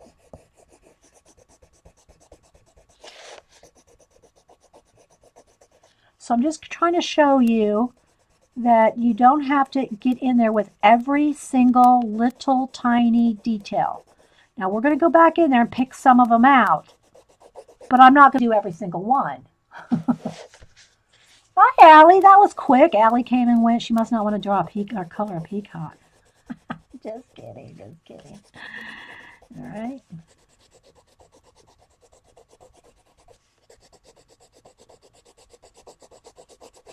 And you know, there's tons of people out there doing all their different variations on how to color and shade and color pencil. You know, go watch all of them and see what kind of style or what kind of technique you like. You know, there's all kinds of, you want to color every little one of those because you just enjoy, like people that like to Zentangle would probably love coloring in every one of those little things individually. Probably love doing that. If I did that with every color book page, I'd still be on that first color book page. Okay, bye, Lynn. Thanks for being here. You know what I mean? I would still be on that very first color book page because it's just, and that's okay if that's your if that's your relaxation. If that's your relaxation to color like you would Zentangle, tiny little things and doodles, and there's nothing wrong with that. I'm just saying, that's just not, I just don't take the time to do that. I have too many other things to do. But, it's just totally up to how much time you have and how much patience you have and how much you enjoy it. Because if you're not having fun coloring every little tiny speck, if you're not enjoying that, you need to do something different. Because you won't like doing it, and it's what fun. Why do it if it's not fun? If you're not enjoying it, then you need a different hobby or craft or something. Because otherwise, you're just going to be throwing those pencils across the room about midway. You know. Oh my gosh, I can't take this Peacock anymore. I've been working on it for a month. Ah, I'm done. I'm done. Oh, all right. Okay, so I just wanted a little bit of that color. Now I'm going to go in here with a lighter. This one is aquamarine, and I'm just going to kind of do again. I'm just going to kind of maybe just get the rest blended out. But again, if you want to use white to get some bright highlights, don't cover up all your acrylic because you're not going to get the bright whites. You will not get the bright whites on top of your color. But my plan is to use a gel pen, so I'm not gonna. I'm not worried about that. But I just wanted to show you how y'all can do a full wash over the whole thing and cover a lot of area, and it still has lots of detail. Okay, now you can get in there in a minute. Hang on, we're gonna do some more detail. Let me finish. Now I'm not gonna color every detail that I'm gonna do. Like with a gel pen or whatever, I want to move on to a couple other areas. I want us to do more than just this body. I want to do some of the feathers.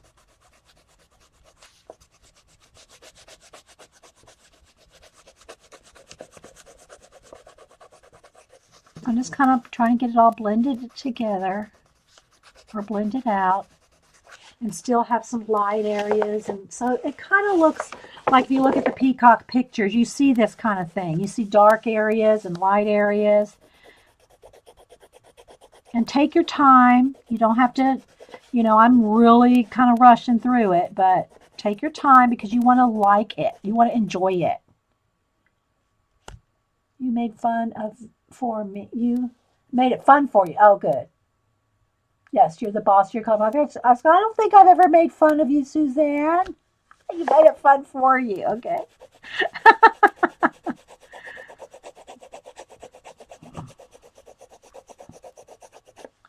All right, so there you kind of see, okay? And then you can use different things. Let's see, what do I want to do? Should I try some, I don't know if the cheap gel pens, how well they'd work on this, but let's try. Let me see if that's how the silver one will work. And you can also use paint. And if this doesn't work, that's what I'm going to do. I'm going to try the silver pen, okay, on the blue. I'm just going to try it and let's see what happens. My idea here is to pick out some of these lighter areas. See where the lightest ones are?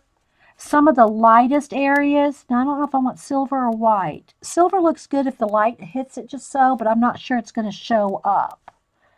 So maybe we will go with white. It'll be kind of stark, but we can also go over it with a pencil after the ink's dry. So what I want to do is I just want to pick out a few of where they're going to be really shiny, okay?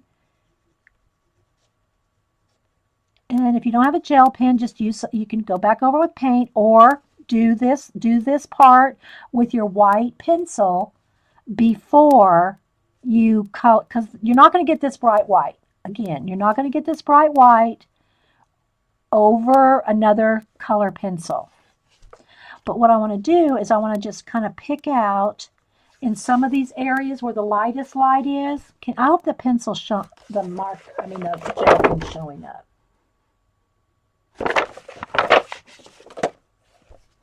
And I'm just going to try to make that some of the highlights. Like that's where the light is hitting some of those. And you can do as many or as a few or maybe just a couple in the back here, just like where it might be a little bit of a glow on a couple of them.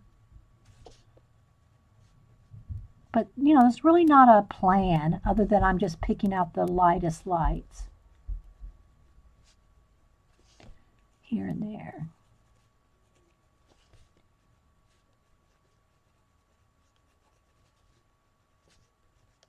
Hope you can see it. So it kind of gives, you can see some more of that detail, although you can still see it through the pencil. And it gives it like a little bit more of a iridescent vibe. You know.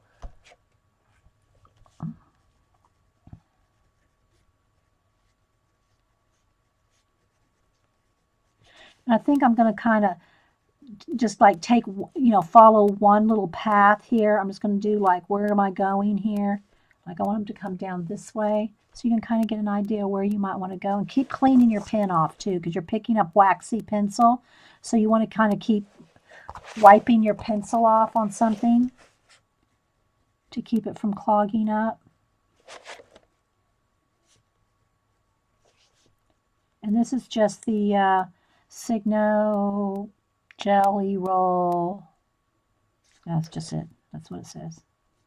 And I buy them in the packs of 3 at Hobby Lobby for like under $4. I think they're like, because I use a coupon, so it's hard to remember. Because I always use a coupon on all this stuff. Thanks, guys. So I'm just going to kind of pick out some of the areas where I've left the lightest blue and add a little bit even lighter. And I'm not being extra careful. I'm not like, look, I'm not filling in every little tiny feather. I'm just kind of edging some. They're all different. And this is wet, so I don't want to be smearing that right now. You know, I'll hit it with a heat gun, but, you know, got to let it dry.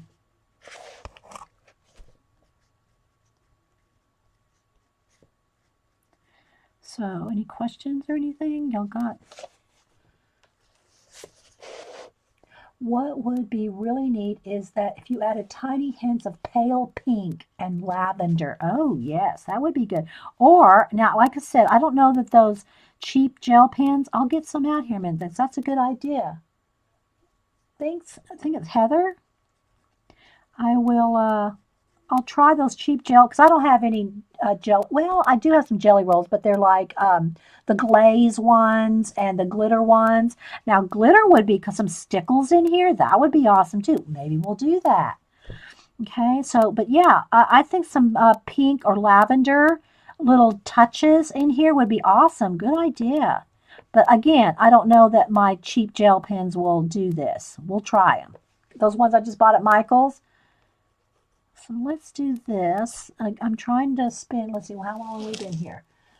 An hour and 30, 40 minutes? Okay, we'll spend another 15 minutes doing some of this and testing out Heather's idea with the pink and the purple, maybe a little bit. If I can get the gel pens to work on here, we'll test them out. And then we'll maybe put some stickles. Yeah, some stickles. Everybody here, if you're watching the recording, everybody may not know what stickles are, but I'll show you in a minute. Okay, so let's just, maybe I'll stop on that. Let me put a few on his head, though. Because I do want some of this. But you see where we're going with it. So some of those little dots in there. So in his head, see they're even smaller little dots. So you can pick out some of those. You can pick out as many as you want. You can have them really, like lots of white areas. Okay, I gotta clean my pen off there.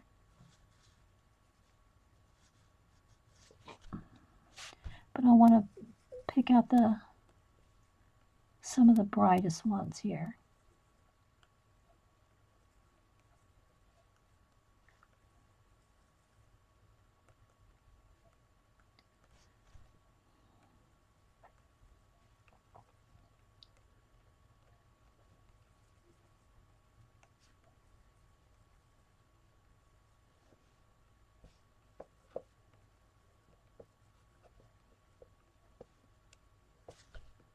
I have a sip of my coffee before it gets cold.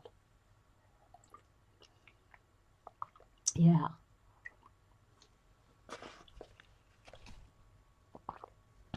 Now, the only thing with the stickles, if I do put some stickles, I think I'll just concentrate it right here because they have to dry overnight.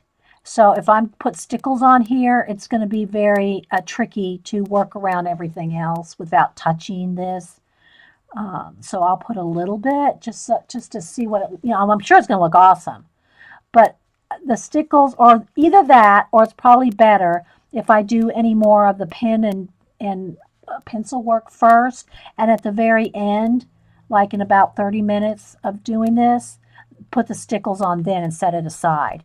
Because the stickles have to dry. It takes like overnight to really make sure they're 100% dry. So I'm picking out some of the little, almost look like kind of little petals. And this is where you can pick out as many of the details. See? And you just keep going and going however much you want. And the same thing on the body. And just pick some out here and there, like where you might want it to be a little more glowy or iridescent, because the feathers on the peacock are very iridescent. So I'm liking that. Now let me do Heather's thing and try. Let's just see if I can get these cheap ones to work. See, I got a lavender, and here's a lavender. Let's try the lavender. Let's see, get it to going over here. All right, let's see if I can go in there with some lavender. I don't know. I'm not sure it's showing up. I can barely see it. I mean, I can see it. It is working, but it's not very, these aren't very vibrant, I guess is the thing. They're just not, I mean, I can see, let me do a couple and I'll hold it up to the camera. Like maybe some of the ones in the darker and the shadows here. Let's just add a little bit of the purple to those in the shadows. So you can probably see it a little bit. See a little bit of purplage in there, but it's not near the vibrancy of the jelly roll. I don't know what let me see what jelly roll pens I do have. I got those glaze ones, I got glitter ones. What other ones do I have? Dang! Yes, I have a few. I have a few different ones. Oh, I do have a couple of the I do have some of the sun, what are they called? Starburst? What are they called? Clear Star. I got the pink. Here, we got a pink one, Heather. Let's try that. So these are the Jelly Roll Stars, and they're glitter. The clear ones are awesome because if you go over it with clear, I lost a cap somewhere. If you go over it with clear, then whatever's underneath is going to show. But I'm going to go over with, now let's see, it's not going to go over some of that other jelly roll, I think. I think that other jelly rolls kind of messed me up. Okay, so it is a little glittery and a little purple. Let me put a little bit of that here and there. We're just testing out some different things. I'll hold it up because I can't, I'm kind of trying to look at it at an angle to see if it's showing.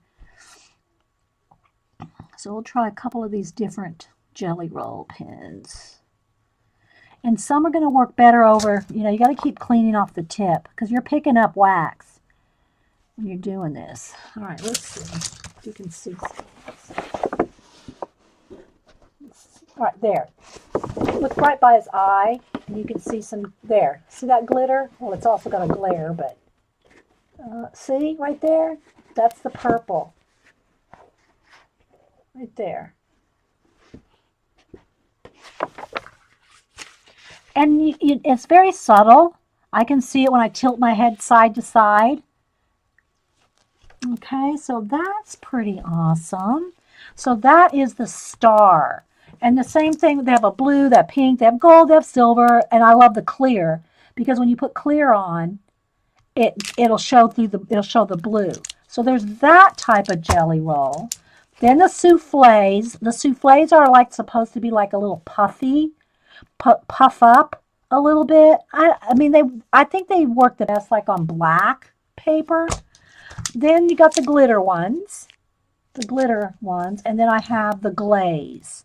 The glaze ones again, I forgot what they do. I forget what the glaze ones do. Glaze, just glaze. Oh, so let's try one of the turquoise ones. Let's see if I can get it started over here. I haven't used these in a while. I'd probably be fighting to get these going. I tell you, I might be fighting to get these going. Yeah, this one's not wanting to go. I mean, I can work with them for a while, and I could get them going again because I haven't used these in a long, long time. Okay, this one's working. All right, so let's just see here. Let's go, let me put a little bit right here in the middle just so you can see the actual color because that's pretty. These are the glaze ones, I think. Yeah. So they are like shiny, maybe? Just shiny. Right there. I just don't use a lot of gel pens, as you can tell. But I'm showing you the options. So I'm going to leave that one out because I'll play with that one. And then what was the glitter ones. Let's get the greeny glitter one because this, will have kind of the same effect as the stickles. Glaze is a glassy looking one. Thank you, Trina. Okay. Let's see what happens with some of the glitter one. If it'll even go over the pencil. Trying to see. Let me try it on a dark spot here. It's not really it's working over here on my black paper, but it's really not wanting to go on the wax. You know what I mean, Vern? It's really not wanting to go over the wax. I mean, it is a little. I don't even know if it's going to show up on camera, but it's like fighting me. See, I don't like all that wax. So it's going over some, and some it's like I've got extra waxy areas, but it does look pretty awesome. Let me see if I can get that up here. Okay, let's try right in here so you can kind of see it. Hopefully. Can you see that? Look.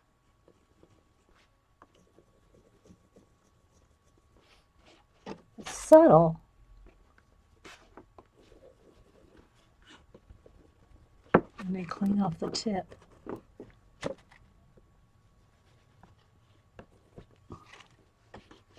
See, it's very subtle.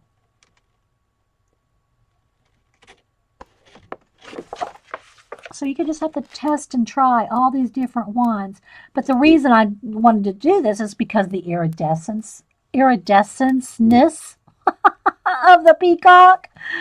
It's not something like I would be doing or thinking about on every kind of thing. But because it's a iridescent Peacock, I'm wanting to try more shimmery stuff. Okay, question. Do we think it is best to store gel pens up? I store mine facing down, which you're probably not supposed to. At the least, sideways or facing down. I never store them up. That's just me. Now, I've got like these bundle ones. I store them just like that, sideways. These I've had in my bag. My pen bag is usually sitting on its side. So these are usually sitting on their side. But when it's not sitting on its side, these go down, face down. I know you can't see the colors, but that's why I've got them bundled up. So I can just pick out the whole bundle. But I'll put all my stuff. Now, I know Copics, I think. I don't have any. I don't do Copics yet. But, I'm not sure. I think they're told to store those on their side, too. I don't have any interference paint, Mac. I do have some of the, I do have some metallics, but I just don't use many of them. But I think it's cool on a color book page like this. But that's a good idea. Okay, let's see what else we got going on here. So yeah, that's some of the different ones. And I will try some stickles. Okay, so but while we're doing some of these, like this is kind of a gray. Let me see what color. I don't know if I can get it to. But another thing for the pins, benefit of the pins, is like if you did want to get a few of these details like on his beak, okay? You know, a colored pencil or a pen to get in some. I'm just going to try one of these, what is it, the glaze ones. Because I want his beak, the middle down here, to be striped. So you can pick out areas that you might want to have some extra detail in, and whether it's with a pen, a Bic pen, a pencil that you get nice and sharp. But I just want to show you can, just because you do a lot of washing doesn't mean you can't do some detail, or a lot if you're like one to really Zentangle or do a lot. So I'm just going to do that. Let's see. And I think, do I want to do the sides? I don't think I want to do it this dark brown. I think I want to do the dark brown over here under his eye. And then I want a different color, like just a tan pencil, or a lighter color, not this dark black. Or dark brown, whichever it may be here.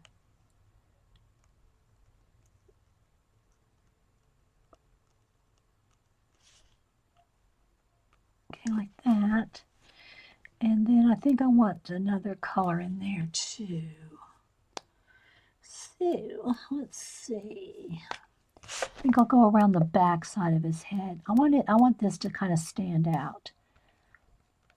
These ribbed areas, I don't even know what you call them, but they're like, like a foot, like a foot on a chicken looks. They look kind of bumpy and rough and textury. That's what I'm trying to accomplish on this. Now, I'm going to turn this upside down so I can't reach this part up here. So let me go ahead and color in the stripes with this. So I'm just going to pick out certain areas that I might want to really focus on. And again, you can take as much time as you want on all the areas. Well, I'm going to try to skip around here on different areas of the peacock so you can see different areas being done. Because obviously, I'm not going to finish this. But I want to kind of give you some ideas of what you can do with it. And that's why we're testing out some different gel pens, too. And again, I'll do some stickles before I put this one away. All right.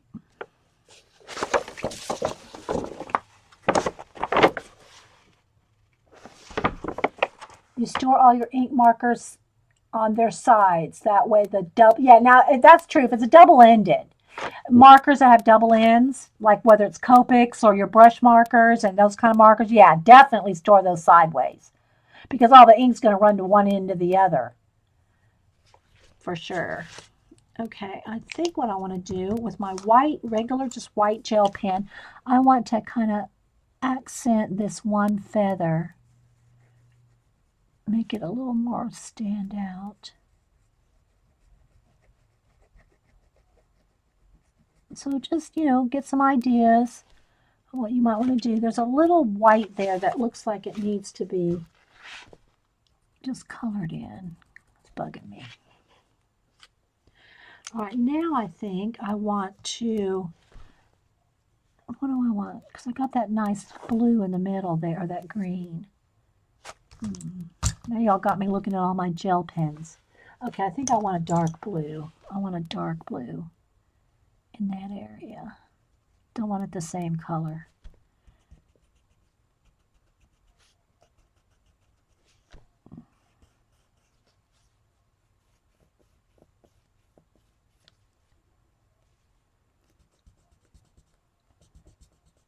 And this glaze is still wet, so I can tell when I accidentally stick my hand on it. That glaze gel pen needs to dry. So got to be careful with all this stuff, especially when I get out the stickles. Okay, that looks good. Now I got to decide. I want some browns. Let me see here. A couple shades. I want a dark brown here.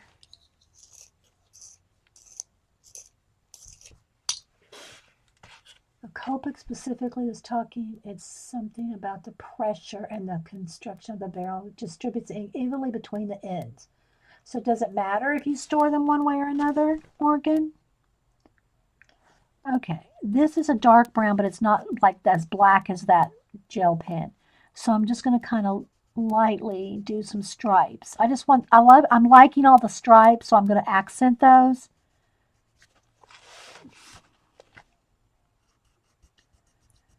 But you'll see, maybe, I don't know, I'll try to hold it up so you can see, where because I just did a wash of brown, of tan, so you can see how some of it's lighter and darker.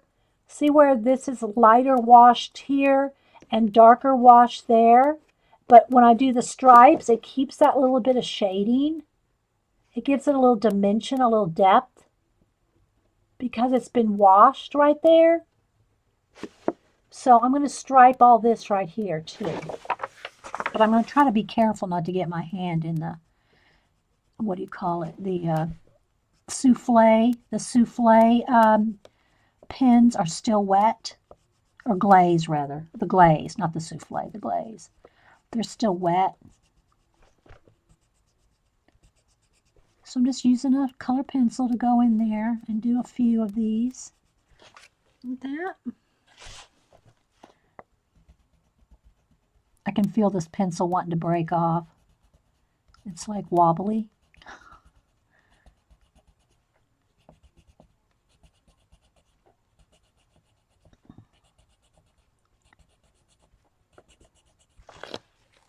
Oh, I'm really liking it. Now I'm going to do these stripes, this dark brown, and then these side stripes a different color. So I'm going to just kind of do, it's looking very Egyptian to me. It's starting to look Egyptian. It's the stripes, I know.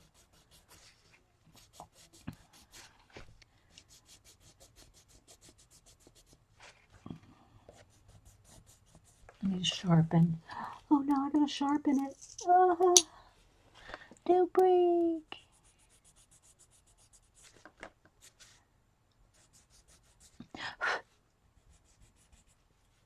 It's wobbly.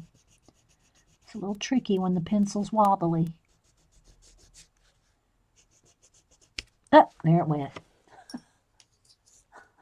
He gone.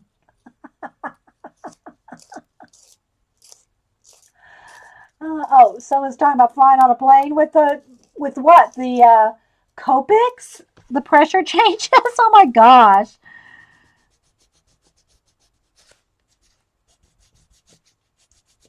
Okay. So liking that. Now I want the side stripes to be another color. What color do I want them to be? Do I want them to be kind of the burnt sienna? I think I do. You're a sucker for pens? Oh, I know, Carrie. Me too. I can hardly walk into Staples and not buy something. You know? I'm talking just like black pens and markers. I know I am so afraid to order from Jet Pens. I gotta tell you, I am scared to death. Try to put in an order at Jet Pens. You probably won't see me for, I don't know, be tough. That site, I see people posting what they get there. I think I've gone there. I think it's Cameron wanted to look at something one time. I went there. Oh no, no, no, please. That's worse than Pinterest for me. Jet Pens would be like worse than Pinterest. I would be looking at literally every single one. Sets, individuals, pencil cases. I don't know. Miss Vicky B has probably been there and got sucked in and lost for days. Okay, I'm liking that. Look. Once on land, you can adjust the pressure by removing both nibs. That is weird. Linda. Yeah, no, right? I don't know. Let me have a sip of coffee. All right. Now I do want to tie in this little feather a little bit, but I'm not sure if I want to tie it in with this. I want to tie it in with that. Do I want to tie it in with this?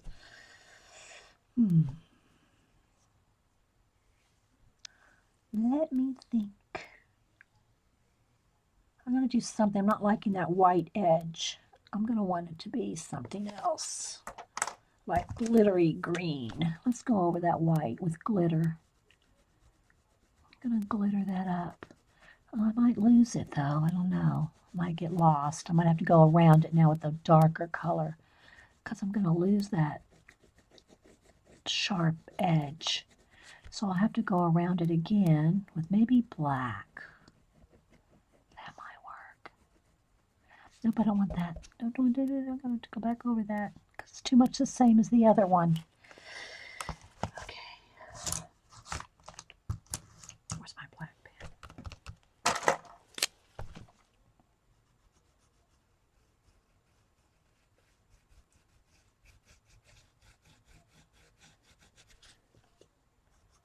I want it to stand out. My black pen's not going to like going over the wax and the wet gel pen.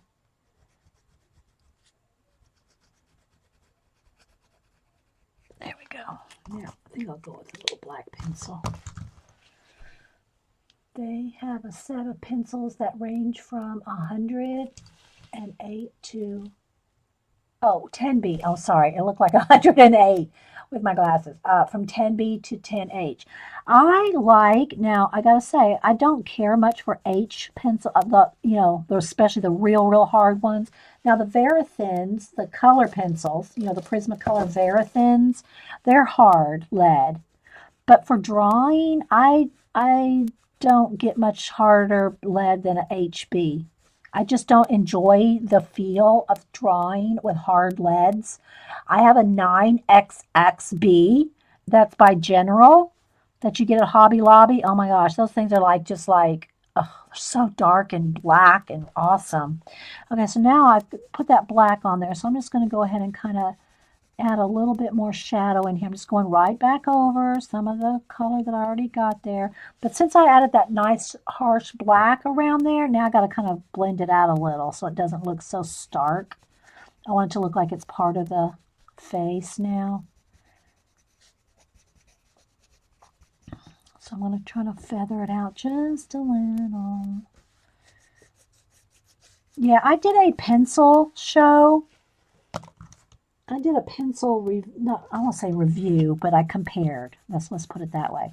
I did a pencil comparison chart. I think it's in my idea notebook. I did it on a stream where I took all my just regular pencils, graphite pencils, and charted them out.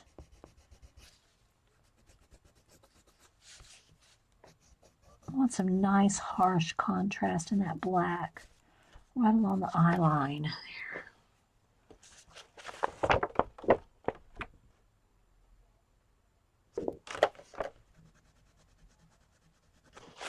I don't know what I want to do on the inside though. Maybe gold or silver. Gold. Let's go with gold. Where's my gold pen? Let's go with gold. And I'll probably stickle that, make it look like a jewel. A nice jewel in that middle.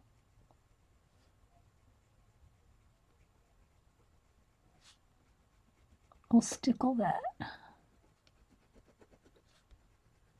Just put clear stickle over that whole area there. Will be awesome.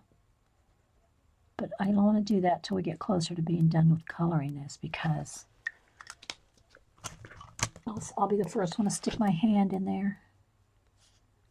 Oh, that lead's breaking too. Come on, I just need a couple little bits. It's bending. Okay.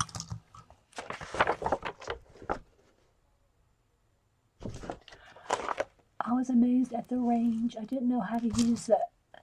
I just don't like the H's. I mean, I don't like drawing with them. I mean, if I was doing more buildings, architecture, or tiny little things, you know, that's what the Verathins are awesome for getting in tiny, tiny areas that, you know, it's harder to get with a soft pencil in there. But I just don't do that much of it, you know. All right. So I'm really liking the way this white, the little circles and things are. See, I can kind of just keep on with that and do that same thing down in here. I want to keep doing those feathers all the way down with the white, but I don't want to just do that, just that while we're here.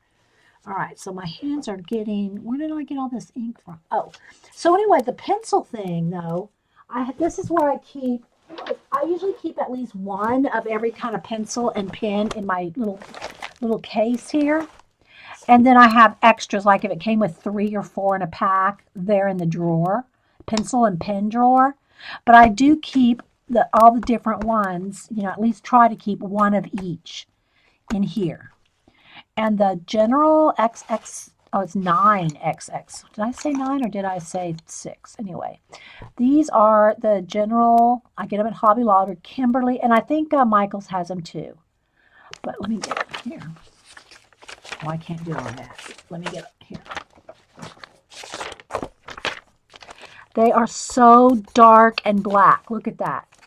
And they smear a little, not too much. They're not like, it's not as smeary as, say, a charcoal or something. But they're so dark and black. When you want a nice dark black, I mean, that's as close to an acrylic paint you're going to get without a color pencil. Okay, I mean the black color pencil. But they're just awesome. They're just really cool. I love them. I just don't I don't do a lot of sketching with pencil that much. And right now, at this point in my life, Cam and I used to do more when we'd go out and sketch and stuff like that. But, you know, I'm trying to get Darcy Glam to go out on a sketch crawl, go to the museum. Oh my goodness, I want to. Okay, the case, can't tell you what kind of case it was. It's on the Army surplus.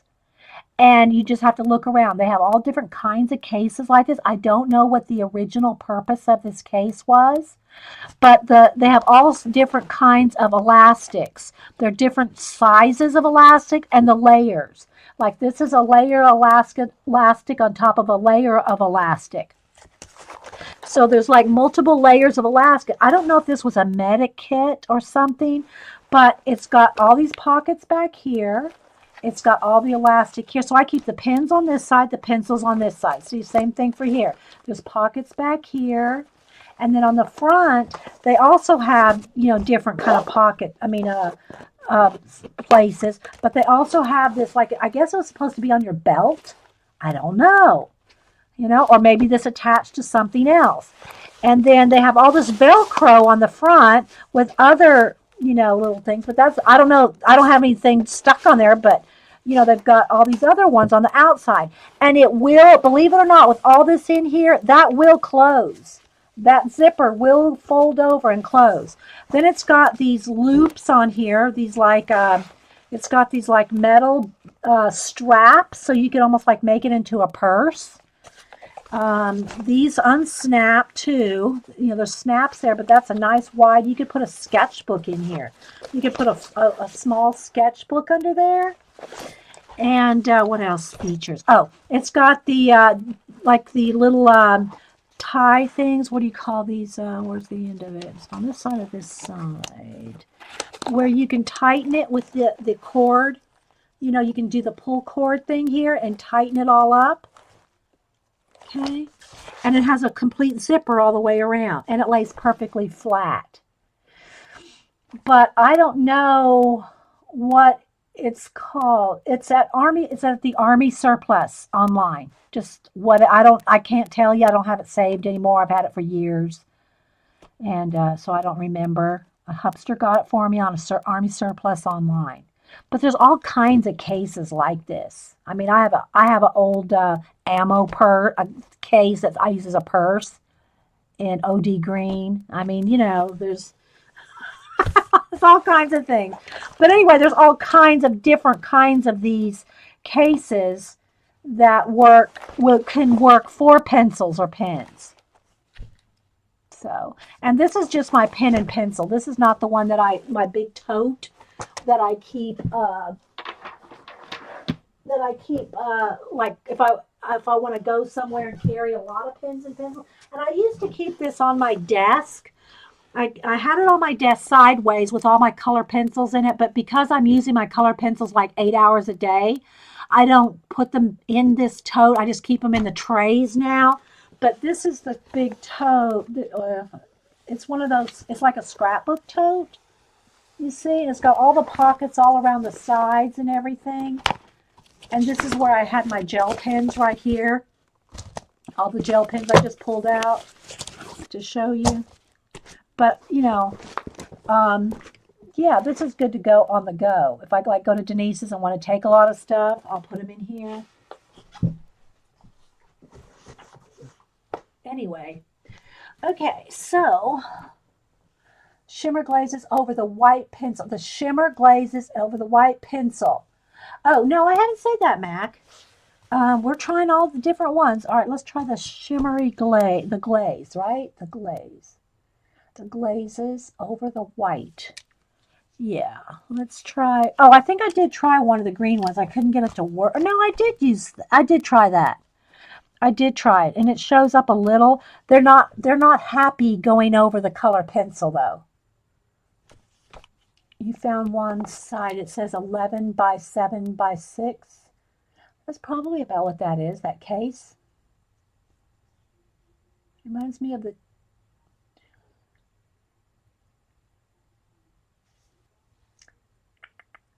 Yeah, I think that the one I got was like $10, $12, 15. I don't really remember. It's been so long.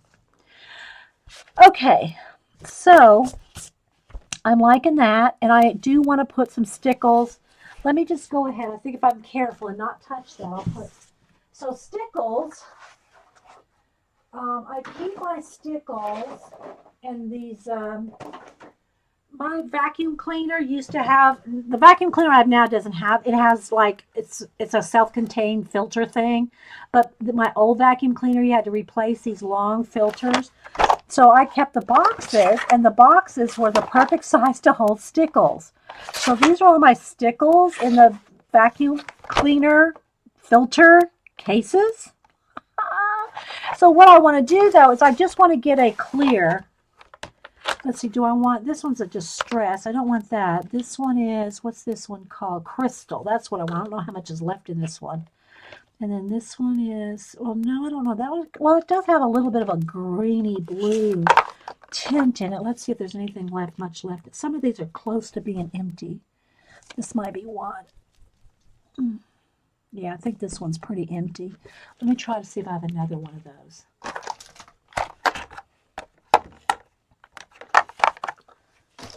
Let's try another one. I might have to poke a pen in it too. I haven't used some of these in a long time. There it goes. I did use some on Martha's, that skull that I did for Martha for her birthday. Oh, this is looking awesome on a peacock. Just saying. That skull I did for Martha's birthday. I used quite a few of these colors, but I don't remember which ones I used. Which ones work? Okay. Oh, that looks good. All right, let me kind of set this aside so I can hold it up. I've got a big pile of stuff to put away behind me. Oh, okay.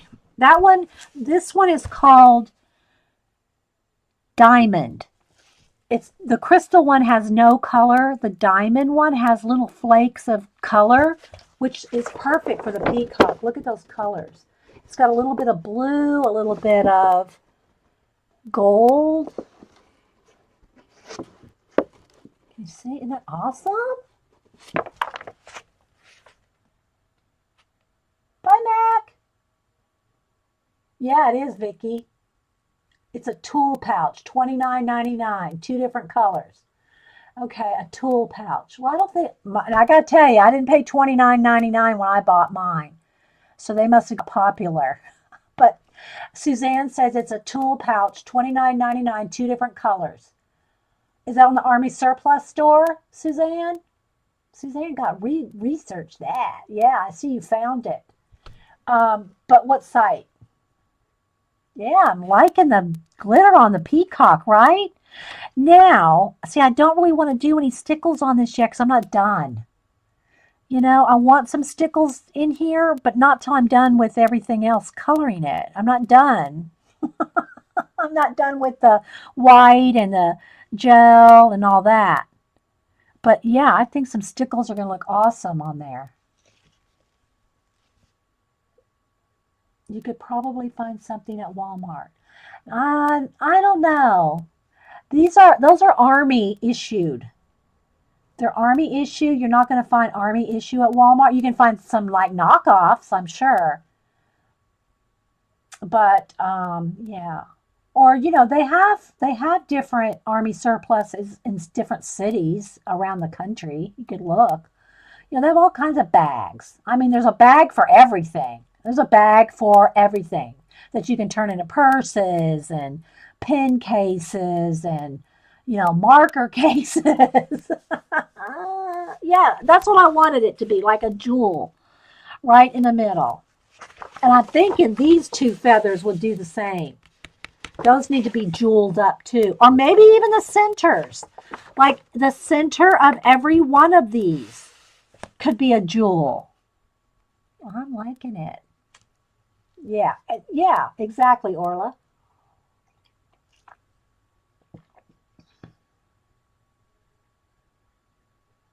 Yeah, there's all kinds of things you can find. Okay, so now, what time is it? We got a little bit more time in this 3 hour segment. Uh, they have 5 colors. Okay, well then I can tell you, unless they're like camouflage, green, black, you know, if they're pink, turquoise, red, those aren't Army issue. Those are not going to be Army issue. I'm not saying that everything that they sell at Army surplus is Army issue, but those wouldn't be. But not saying that you can, you know, find what you can find. You know, hey, hey. Yeah, I think that needs to be all jeweled up too. Okay, but I think I'm going to do a couple more. What else do y'all want to see on him? I mean, we can do another project. I'm not going to finish this today, obviously. Maybe we should do like one of these feathers. Let's do one, okay? So I got so many pens. See my desk. OMG. Okay, let's see. Let me get the dark blue. Let's do this feather right here. We'll do this one because it's on the right-hand side. I won't be dragging my hand through this wet stickles. They, um, okay, they are Army colors. Okay. Army. Okay, thanks, Suzanne. Thanks.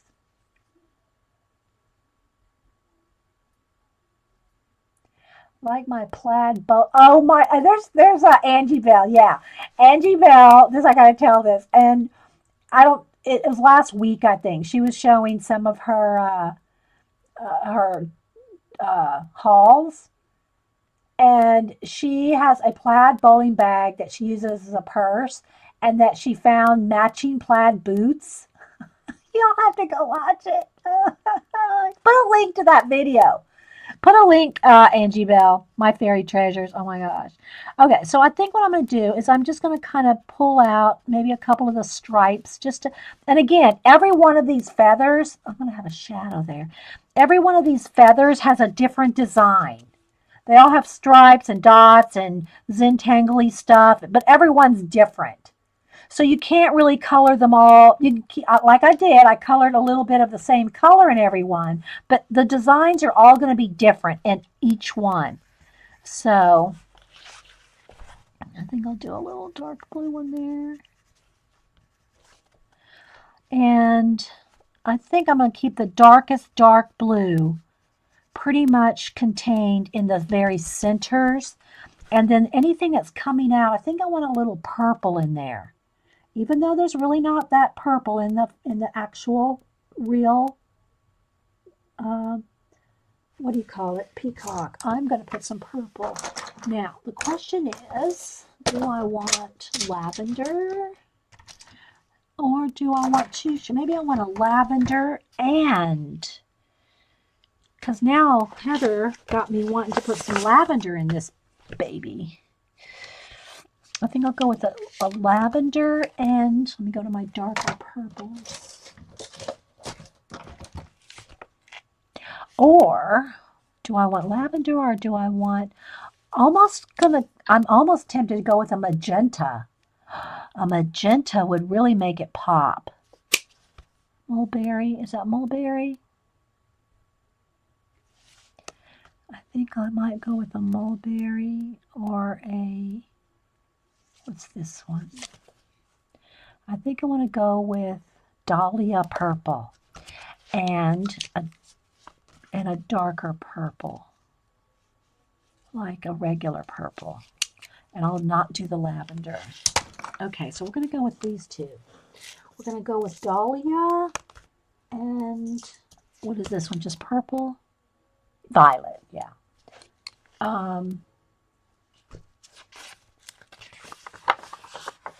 Pink camo kind of defeats the purpose of camo. Yeah. Pink camo was a popular pattern for a while. I think Boo had a backpack or something that was pink camo. Okay, yeah, everyone wants a feather. Okay, so we're going to do this feather. And I'm going to try not to get my hand in that stickles. So in this area here, I'm going to keep the dark blue, the ultramarine blue, wherever it went now. Where is it? Did I put it on this side? Well, anyway, the ultramarine blue,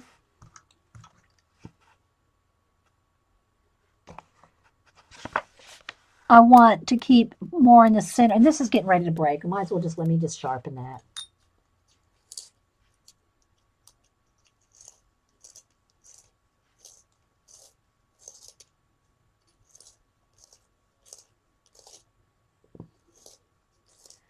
I want to keep that in the centers, the darkest blue right in the middles, like that. And then I think what I'm going to do is get where's my blue gray, this color. No, that's not is that one? Maybe. So we'll have a couple shades of blue and then a couple odd colors of purple, like a magenta. So I think what I'm going to do is I think I want to go like shade around the blue area, okay? So I'm going to keep maybe the bluer areas in the middle. And so again, I'm going to just kind of color around that. And then I'll take a purple and those two colors, the violet and the magenta, and kind of just put a couple of those colors around there. So it'll have like a depth to it right there.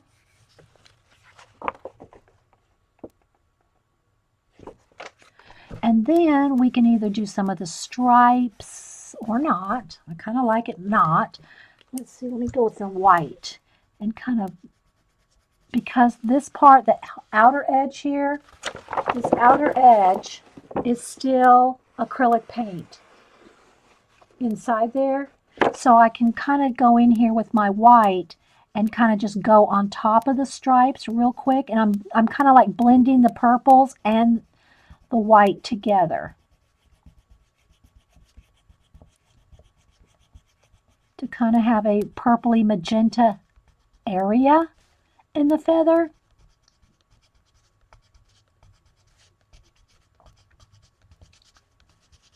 And that should do that section, just like that. Unless we want to put some glitter or stickles or something. So you see that purpley area there? I'm liking it. Now I think I'm going to go back with the ultramarine and maybe do a few of the dark. Let's do a few dark circles in there. And then maybe some like white ones. Kind of give it some like brighter highlights. Again, we could do some of this with the gel pens or the stickles or the glitter, you know, or a little bit of this and some, you know, glitter on there. You can combine it. There we go. I'm liking. Let's put a little stripes in there like that.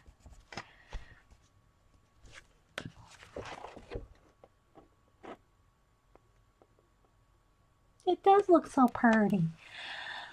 Okay, so then we decide we've got tan here. Oh, and this is a dark here. So let's see. I think I'm going to go with some of around this area here. I am going to go in here with maybe some of the turquoise colors, like right around the edges here. I'm going to do light pressure. And we're going to put some turquoise and some lime green, I think, right in here.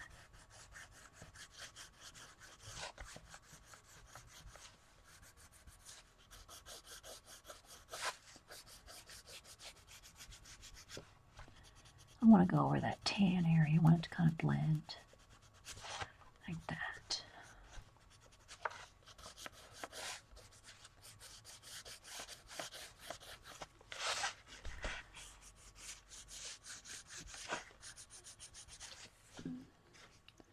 And then where's my lime green? I had it pulled.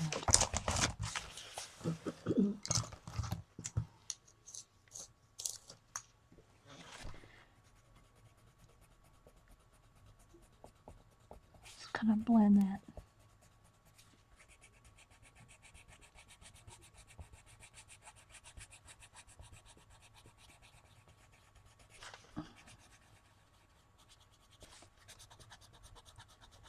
So you can see, you can just color over a whole area and not have to do every, I mean, I like the idea of the stripes in his beak. And maybe I'll do a few, I don't know, here and there. But I don't feel like I want to color every single one of these stripes in and of themselves. I just want to kind of like color it like this, you know. And then the outer side, do I want another shade of blue? Maybe a lighter blue. Maybe a pretty, yeah, that's all I think I'll do this color. Let's go ahead and go with the gray blue. Kind of feather that in. I gotta pull this down, not in camera.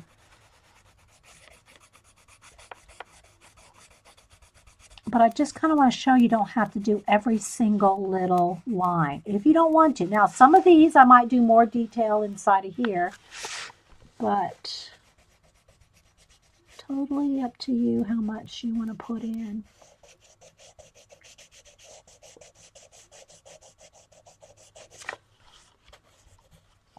Now I'll take my white pencil and sharpen it. I'll try some of this on your anamorphic. Yes.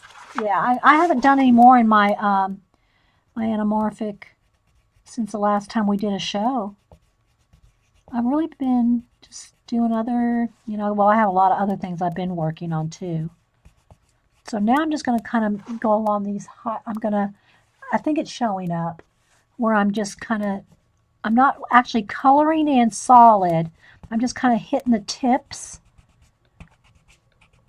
with the white.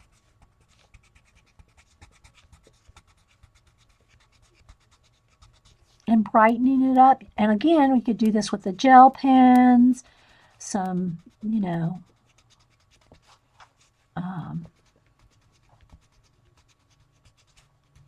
whatever. White gel pen. But because I'm still on the paint, I still have paint there on these edges, the white is going over because that's just paint where I'm putting the white.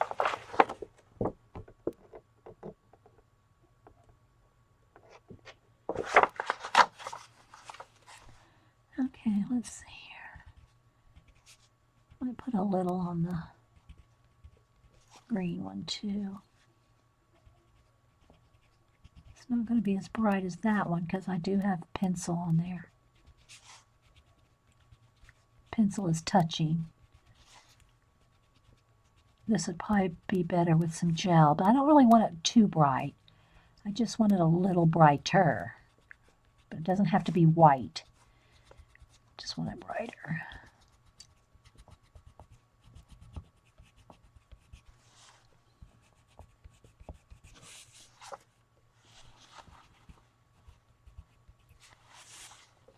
Okay, I'm liking that. Now what do I want to do right in there?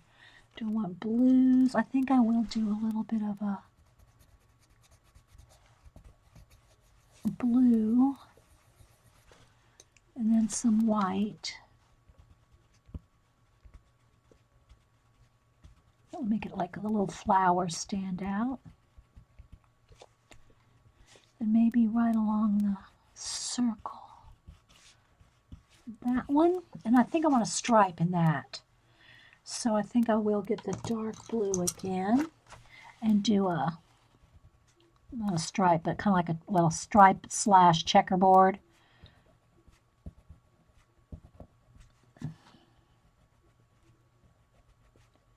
Then I'm going to do the tan area here. Then that feather, other than some stickles, should be done after I do the tan.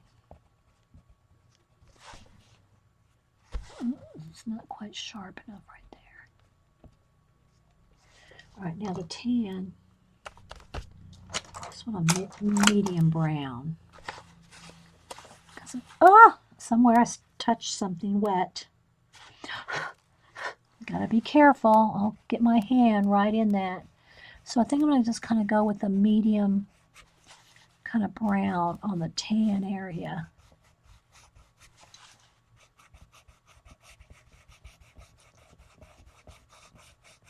It needs to almost be a little, I think I'd rather have it almost red. I mean, not red, but I'd rather have this tan color be the,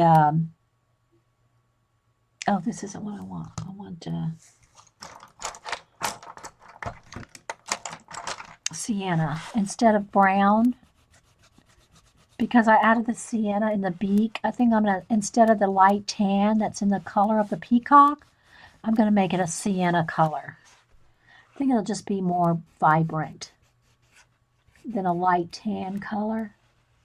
So we're going to do that.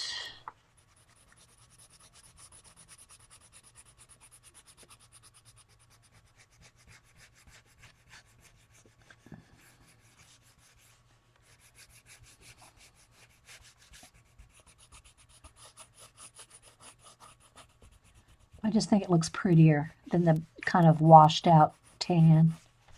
So we're going to go with that. Then I think I might go around those little black circles. I think I'll put black in the circles first to make it stand out. The pen or a pencil, either one. Let's see. Did Vicki find something for you guys? Oh, you found the multi-field. Okay, it's called Harry's Army Surplus. Let me grab the link and save it. There it is, Vicki. You did find it. Well, both of you, I think you and Suzanne found something similar. So Harry's, okay, now I gotta scroll back. Harry's, it's scrolled up. Vicki, will you post it again so I can read it? It's scrolled off my scroll and I can't scroll back. It's not letting me scroll back. Can you repost it so I can read it? Harry's Army Surplus and the enhanced multi-field tool pouch. How much was it, Vicki? So there y'all go. I don't know how many. Now there probably won't be in stock because everybody's going to go get one. And they have them at other places too. Okay, but it's called the Enhanced Multi-Field Tool Pouch. Yeah, that's what mine is. That's what my pencil case is. I know. Okay, so where was I? Oh, yes. Oh, black pencil.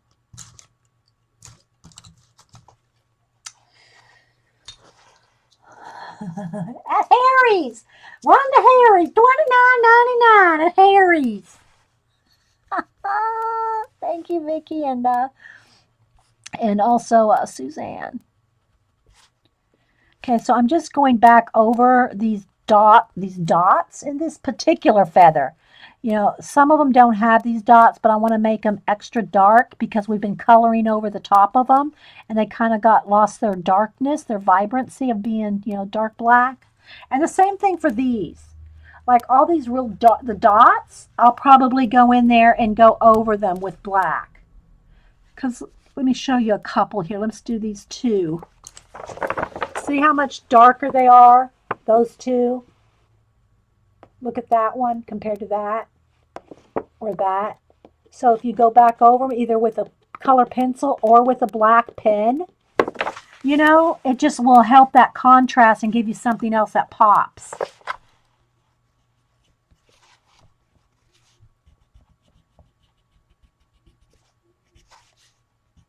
Okay, what else do I want here? Oh, I wanted to blend out this tan color with a little bit of white, so it doesn't have too much, I want the pencil to be blended out. But I just wanted this sienna color brown in the feathers. I like that sienna better than a tan. See how much vibrant that is? I'm just liking that better than the tan. So I'm just went over it. So, what time is it? Oh, we're gonna probably getting ready to get, probably got about 10 minutes and that's all the time that, unless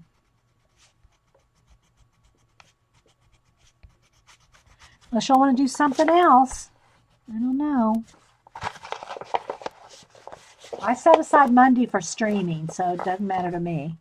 I gotta clean my tip off. Mondays I do make sure I get my streaming and Happy Mail. Although I do need to get some Christmas cards done sometime. And if I'm going to Denise's this week. Okay. I think I even want maybe just even a darker green.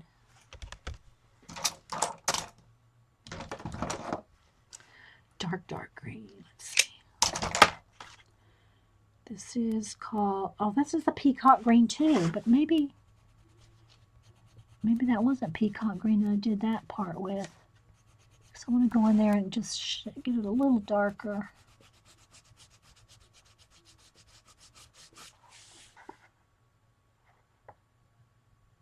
Yeah, we still have the Game of Thrones. Ah, Gary, you're a bad one. You're a pixie. You are. Okay, do a little shading around there. So we'll just work on this one off and on because I'm not going to sit and do a whole poster. Even without being on stream, I would not sit and do a whole poster just by myself and in one sitting. Okay, so I want this to be a little darker right along the back side of that. See how I'm kind of getting some darker shades right behind that lime green? Because that's going to make that really pop.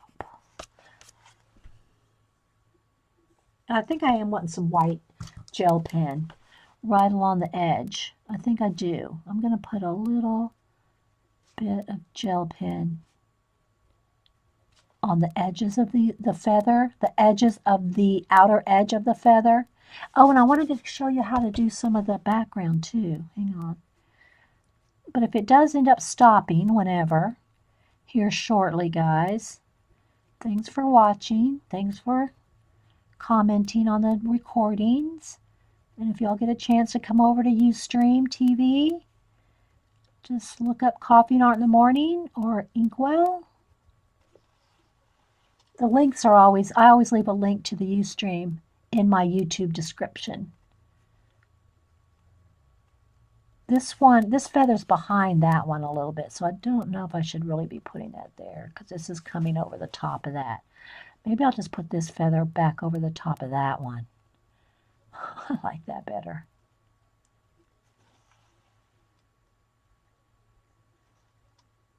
You watch me do Christmas cards.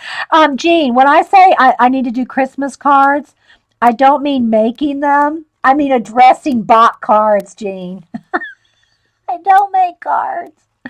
Jean, that's what I mean. I mean addressing them. Don't think you want to watch me address Christmas cards. You're so cute, Jean. Jean streams at 4. If anybody, Jean, I guess you're still streaming at 4. If you want to put your link into your YouTube Ustream for 4 o'clock.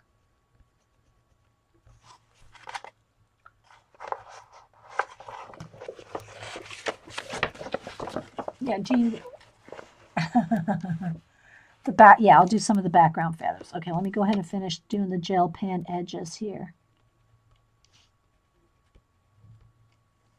Sorry guys, I have to turn it because this is wet and I can't put my hand on top of that. So I have to turn it, otherwise my hand will be in the wet gel.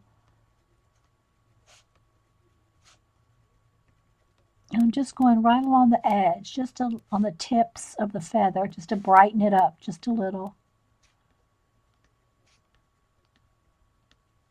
And maybe right inside the middle of those little flowers, maybe a couple little dots there. You can put your own doodles in there. If you see an area you want more white dots or more black dots or more whatever color, just, put them in there with your gel pen because you are the boss of your color book, or in this case, poster. So I'm going to add a little bit more white there, a couple there.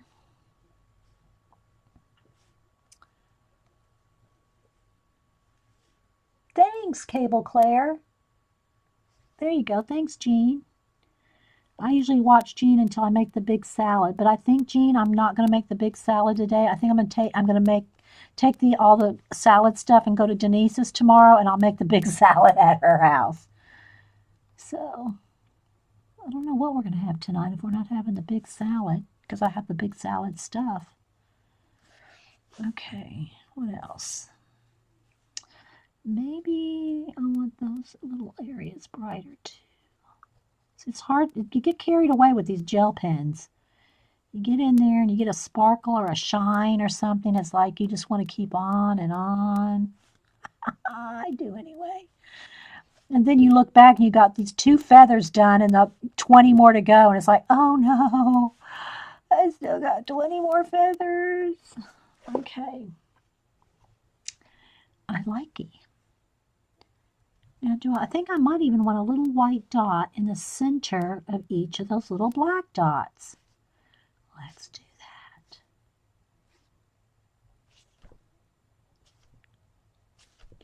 And then I'll do a background area. Then we might have to do the Game of Thrones. I don't know. Okay. So there we go. So there's one that's, and again, it's a little hard to compare because they are different designs. But there's the colors we started with, and that's what we ended up with. Hey, Miss Anita K. Do you have to worry about the gel pen smudging even after? No, after it dries. And I would personally, I'll take a heat gun to it. But they dry. It almost feels like acrylic paint. That crusty kind of, it feels like kind of like acrylic paint when it dries. Like white acrylic paint. All right, so let me go ahead and do this little area right here. So what I'll do there is, let's see if this is green enough. I think that might be too gray. Let me see. That one or that's probably the same exact color. What color is that? I want a couple of shades of darker green. Like that one, and maybe this one. All right, so I got, this one is called, I can't see the names. Kelp Green, number 1090. And this one, which I may or may not use, I have to sharpen it to see if it's going to be the exact color I'm thinking it is. It might be better to use that gray green. Yeah, this is going to be too brown. I'm going to go back over to this gray green. So I'm going to use the kelp and I need Jean's. Jean, exactly what app is it? What app is it called on the iPhone app for the magnifying glass and the lamp in one? What's that app called? Steel. So this is steel, kind of a steel gray, and kelp green. So I'm going to use the kelp green and get a dark area, particularly around. So let me just kind of do this real quick.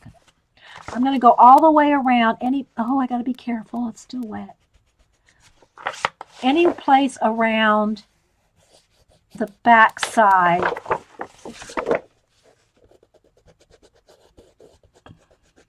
This will kind of be like the shadow all the way around.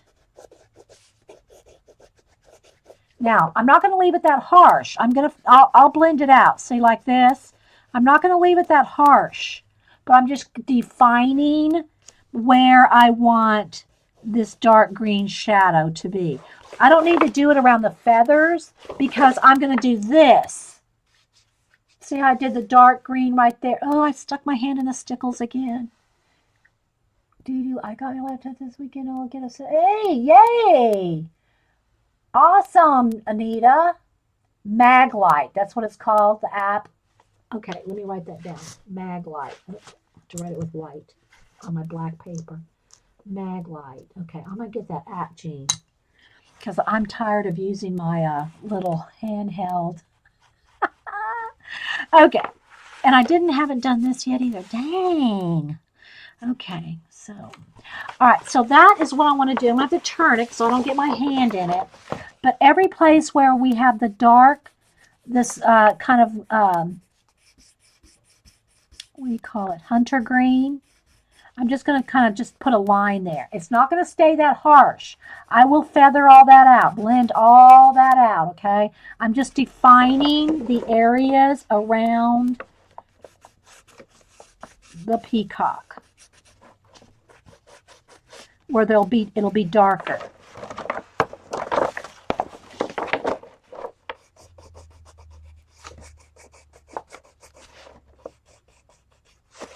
Because that will really make his body stand out once all that is there. And again, the feathers are going to have their own dark shadows, like with the teal and the green and all that. So I'm not putting this on them because they'll have their own. But around the areas where there's no feathers, or around the outside of the feathers, we're putting this green. Just so you can kind of see where it's going. Okay? All right, let me sharpen again. Hey, Jeannie! Comes in handy for reading menus in dark restaurants, too. Jean, you going to dark restaurants? Sassy pants? Okay. So now what I'm going to do is particularly get a little bit of shadow behind each feather. Okay, I'm going to concentrate the darkness of the green around each feather on the outside. And then here's another little feather that just happens to come around this way. It's kind of like, I don't know why it's there kind of thing. But I'm going to concentrate the shadows under the feathers and then start blending it out. So,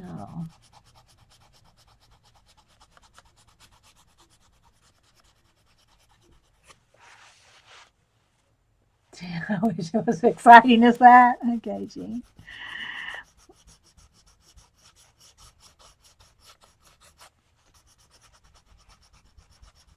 All right, so I'm going to like that, and then I'm going to take the steel. That's too brown. When I'm looking at it here, it's not the right thing. I need another kind of green. I need a lighter green. I just need a green. Here we go. This is what I need. What is that one? Kelly green. Yeah, that steel is too gray and shiny. It's almost like might even be a metallic. I don't want any metallic. If I'm going to shine it up, it's going to be with some stickles. Okay, so now I'm just going to kind of blend that in. So you can see it's kind of just blended, and you can just keep adding darker areas. And I'm still seeing the lines.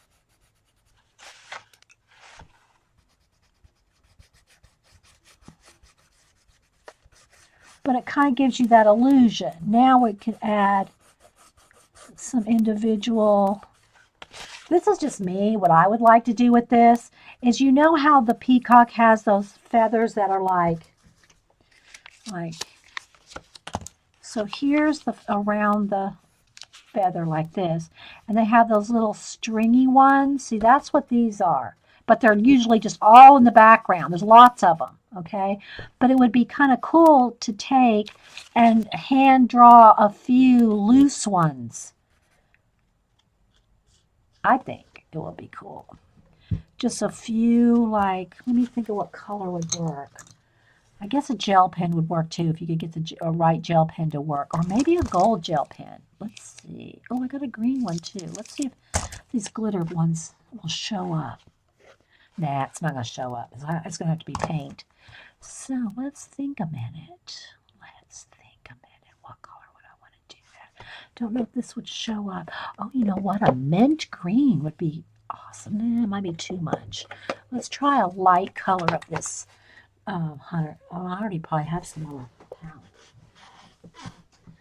But I don't want it so, that one's too wet. I added so much water to it. Let me just try another. Let's try this. Or even black. See, I'm trying to do too many of the details now without having all the other stuff done. And you gotta have all the other stuff done really before you do this. But, all right, let me put a little bit of white. I have a white opened up here. Okay, so let's see. I just want to lighten it up a little bit lighter than the wash we put on there because so it'll show up. Where's my... You should see my desk. Oh, my gosh. Seriously? I can't find anything.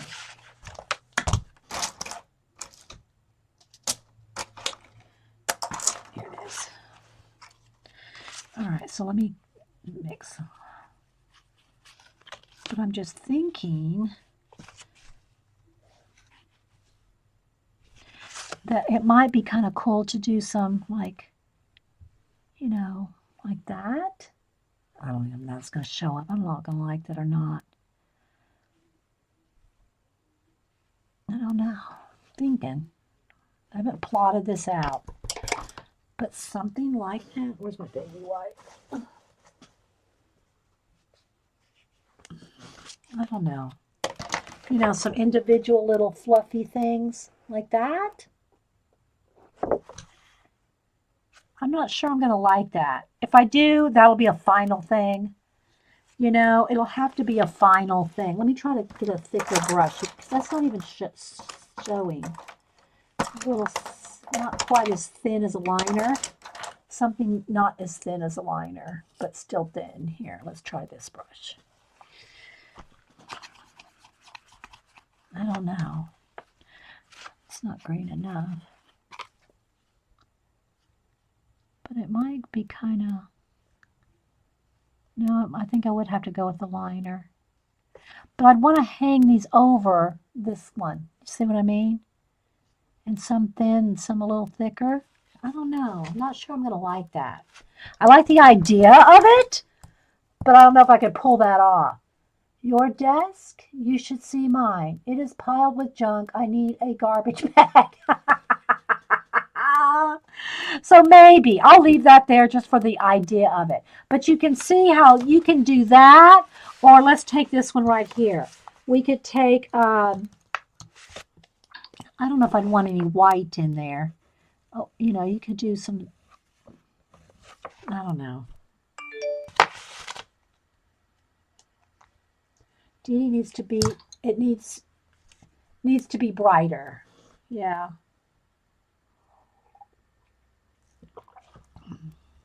Well, then let's see if we took that and take a bit of baby wipe. Let me see if it's wet enough for me to get some of it off. Well, yeah, but now I can't put the gel pen on it because it's wet. Let's try it right here. I'm just really wanting to see if, you know, some stringy things. Well, I'll have to do it with the liner brush. That's the only way it's going to really show up, is with the liner brush. But in the meantime, see how this is shadowed? Let's see. I'll find something here.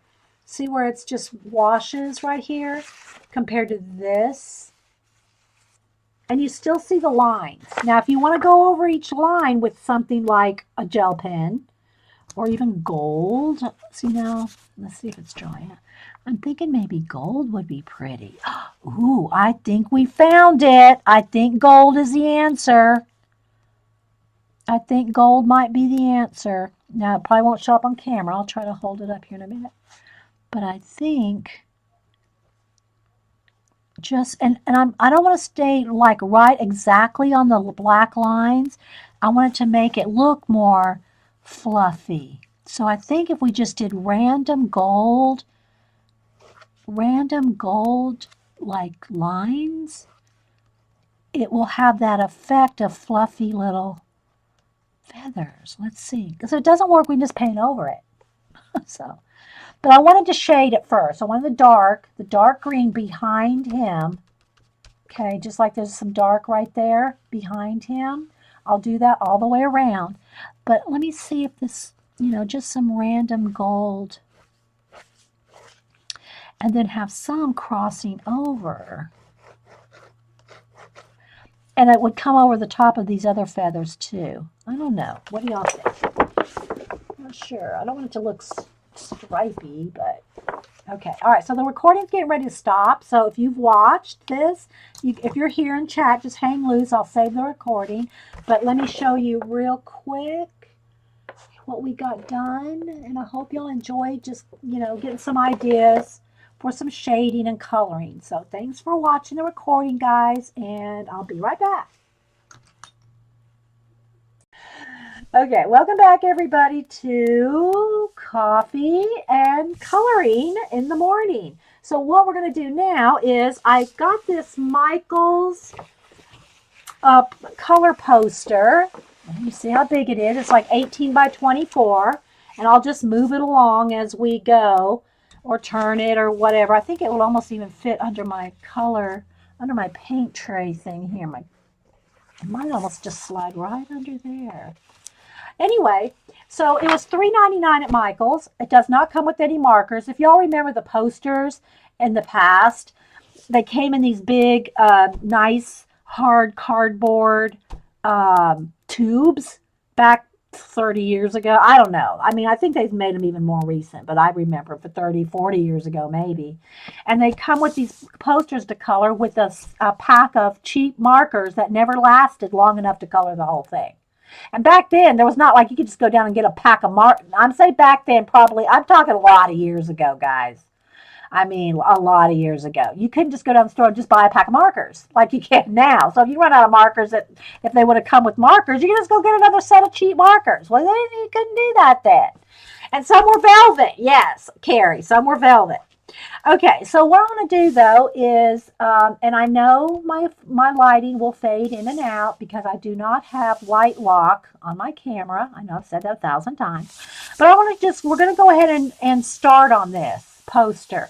I don't know how far we'll get, and that light is too much in my eyes. Uh-oh, let's knock something else down. I can't have it right in my eyes. I need it bright, but I can't look at it. So we're going to do this.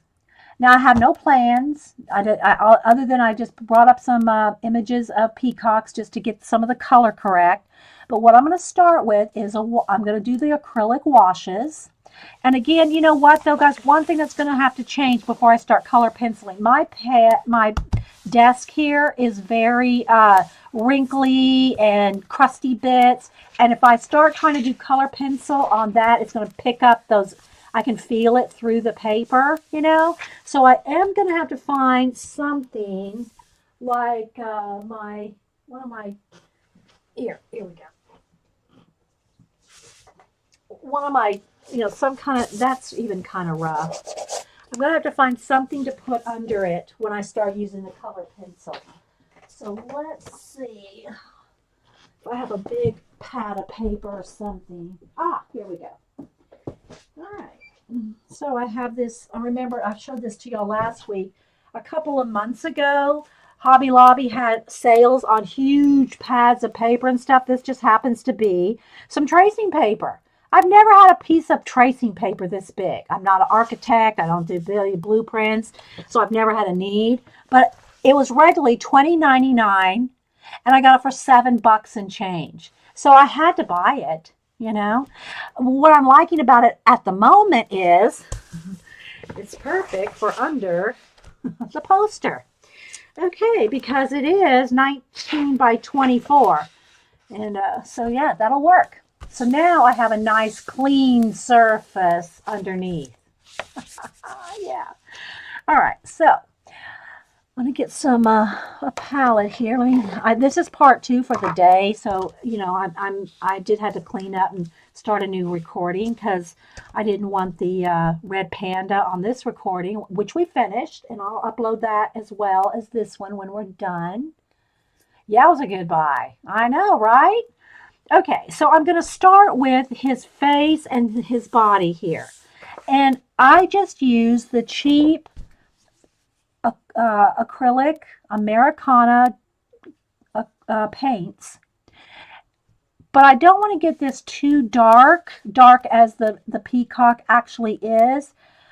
I'm thinking if I do want this dark, because then I can go over it with the pencil with a lighter blue, and that will probably make it pop. So I probably do. Now I don't have an iridescent that, you know, the Peacocks are a very iridescent form of this. And I think I almost want to add just a tiny bit of green into it too. I might add a little bit of even the bright holly green to make it just a little more tealy because the other colors are too light. But I want it a little greener than this. And I'm not sure I have the exact shade of green. This one might be better. And I need the brightness. Let me look on my, I better not, I don't want to leave that sitting upside down. That would be the pits, wouldn't it? Have it like this and then come back and it's all like everywhere. Let me look on my tray, my cart, my paint cart. Let's see. This one might be good. This one might be perfect.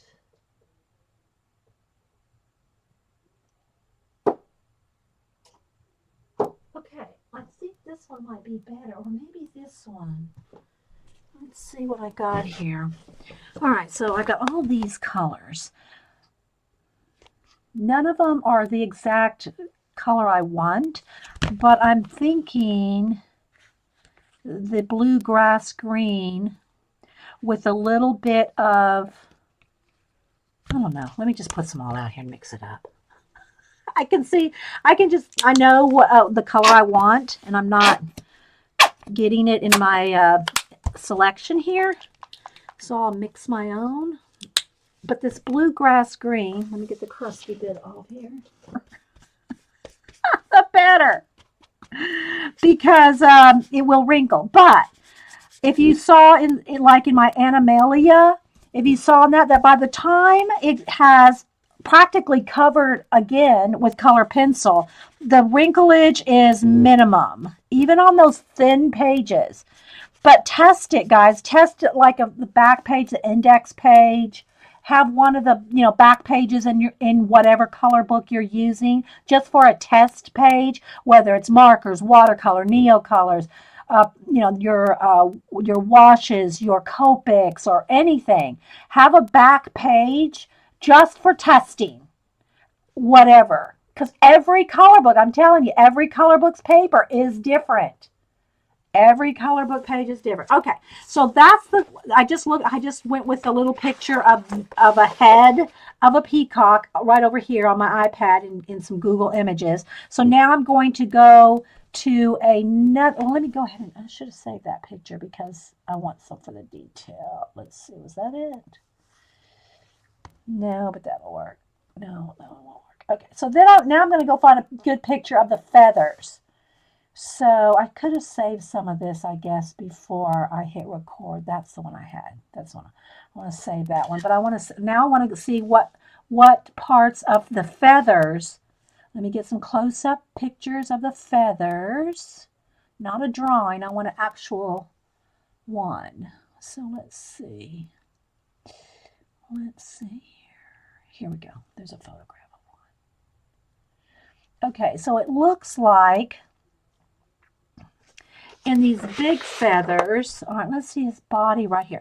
Okay, So this is interesting. All right, so his body, which is all these small feathers here, is very dark. It's kind of like this color and maybe a little darker. And I'm going to add more blue and shadows and stuff in it. But it goes from this color out to a green.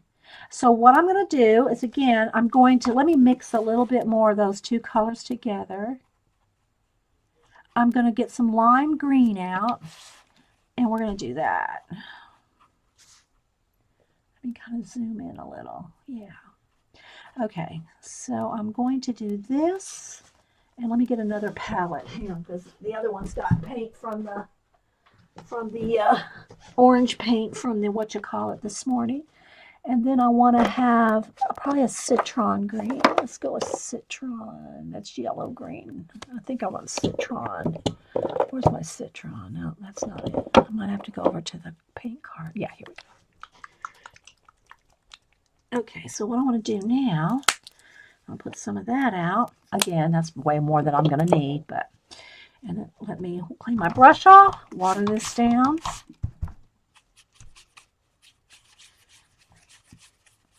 All right. And you don't have to do it exactly like this. You know, you're the boss of your page. You can make him, you can make him purple. It's totally your peacock. But I'm just kind of trying to do the sort of the right color, the same colors. All right, so I think what I'm going to do is I'm going to add just a touch of blue. I'm going to add a touch of ultramarine to this just to make it a tiny bit darker. Again, I'll add some water. Just a tiny bit darker shade, because I will be using that ultramarine color in the pencil color. So that right along his body, gotta wet it down more. Let more water. Right along his body, I'm going to have a little bit darker or different, a little bit darker. That's all I want to say, just a little bit darker. Now, if you want things to, it's just like watercolor. If you want things to blend when they're wet, you have to have that edge wet, so that it's not going to have a hard line. So while that's wet, I'm going to pick up some of the green. So basically what I'm going to do is just color the whole thing with these washes. When I say the whole thing, I mean the body feathers. Okay. But you want to keep it moving. See how I'm going to blend it together right there? If I wait till this dries, you can't blend. So I'm kind of trying to hurry a little bit, and this is a big, area. But I want it to blend. So I want to keep that edge wet. So I'm going to just work on it a little bit at a time and keep working my way. Oh, don't get in a hurry now, Dee Dee. All right.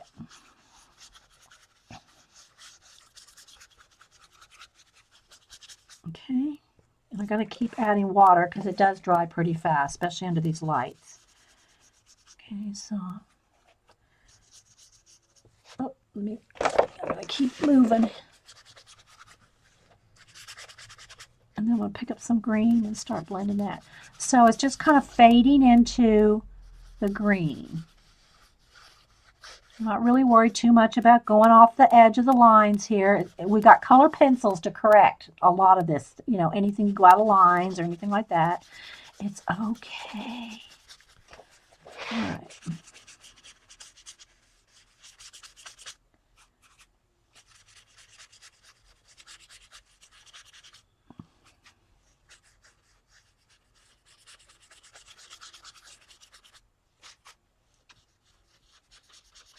Okay, there we go. There's that side. All right. Love the colors, yes. And we'll shade in there. We'll have highlights where the light is, like right along the front of him. And then this will be darker. And then we'll have, and then we'll get in there with some individual colors. But this is just a way for you not to have to sit there with a marker and do every little line one by one. Okay. All right, so now let me move it over to this side. Okay, again, make sure I got some wet stuff there. I need a little bit, probably just a tiny bit more of that dark blue, but let's see how dark. Oh, it could use a little bit more. All right, so I'm going to go just along the edge here, the edge of his face. Keeping it really, really wet. Now I'm going to get some more of the lime green and just start blending it in while the edges are wet. While the edges are wet, you're going to capture those edges. And this is not watercolor paper, so it sinks in pretty quick. You know, you're going to get those harsh lines every now and then. Just kind of pick up a little more of the dark and kind of blend it out. It's just, but it's you know, don't get all worked up over a color book thing. It's supposed to be fun. If it's not fun, we're doing something wrong.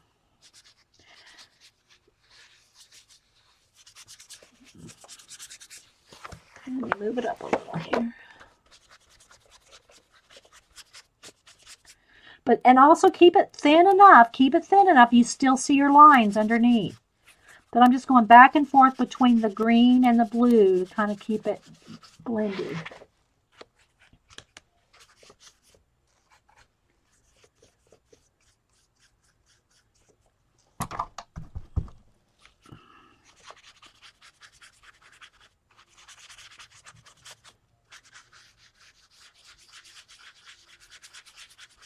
And if you hear me going over here, I'm just cleaning that paint out of my brush so I can get more, you know, clean color here. All right, so that's good. All right, so we got the base of his body and the body feathers done in. Now again, they almost blend together too much right here, but we're going to separate them with color.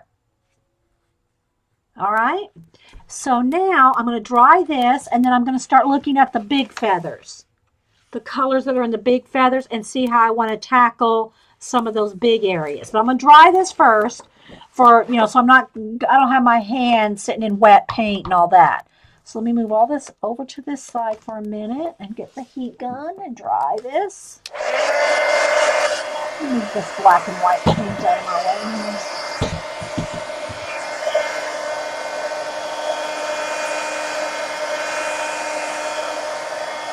Sandy Chick.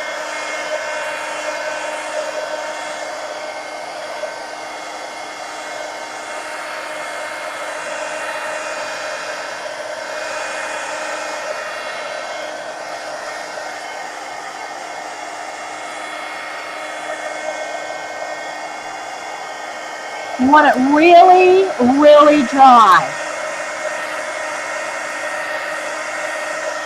Although I won't be putting the color pencil on this for a little bit because I'm going to do the rest of the washes first. If it feels cold to the touch, it's not dry. And it's also good to turn it over and dry the other side. You'll have a little less wrinklage if you dry both sides.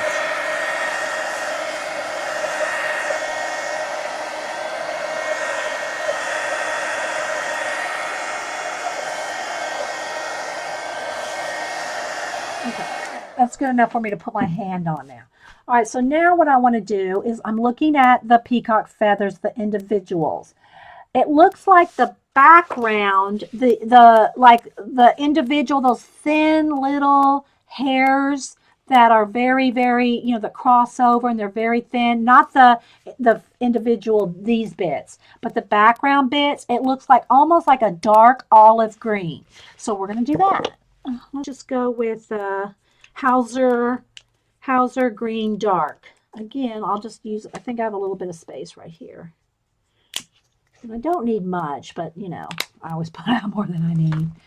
And I am going to water that down. Let's get it nice and water right here in this little. And what I'm going to do, you could do the big feather part first. You could do the big feathers first. But I'm just going to go ahead and decide, where the background is. So, in other words, let me look at a feather here. Do I want just this or do I want part of that? So I think I'm just going to go with these. All right, so what I'm going to do is what would we consider the background? And it's going to take me a little while, guys. So just, hang in there. But, you can't do too much. I can only go so fast. But I'm going to keep making sure it's watered down. And I'm just going to do, it's too dark. I need to water it down some more. This kind of dark olivey green. That's, if y'all can look up some feathers. I mean, look up a peacock on images and you'll see the part I'm talking about. Now that, yeah, that's part of it too. So I'm just going to do some washing in here. And you can see how some of it's darker than other areas, and that will give it more oomph. Because what I'll do here is where this is very dark, I'll go in here with either a lighter green, olive green, and just wisp some lines in there, and it'll give you essence of peacock feather. Okay.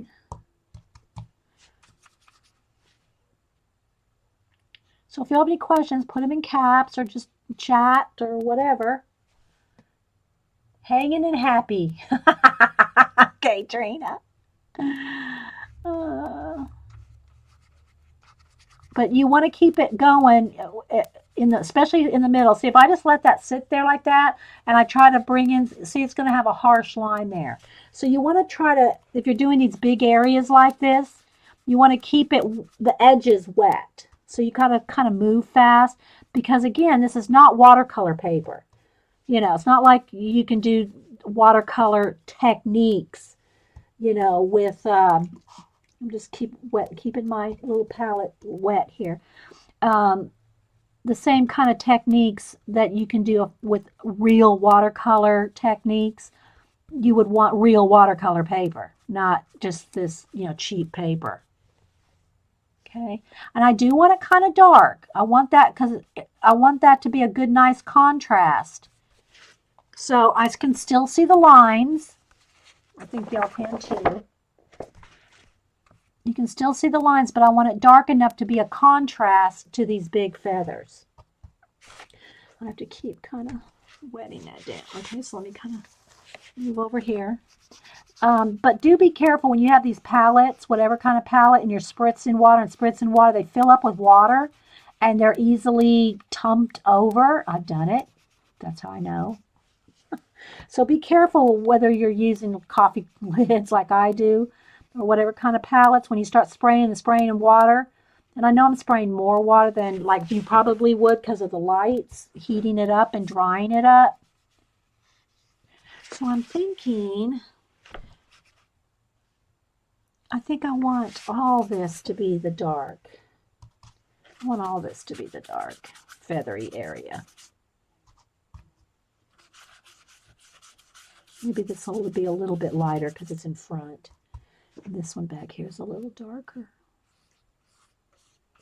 And if I go over onto one of the other feathers, I'm not worried about it because I'm going to color pencil over any of this. Okay. Oh, wait, Vicky, looking at my pictures, see the dark colors. Okay, yeah, okay, Vicky saw the dark. I was going to say, Vicky, don't leave without me saying goodbye. You always leave and I never get to say bye to you. So this feather behind that one will be even a little darker. As long as you can still see the lines that you want to color.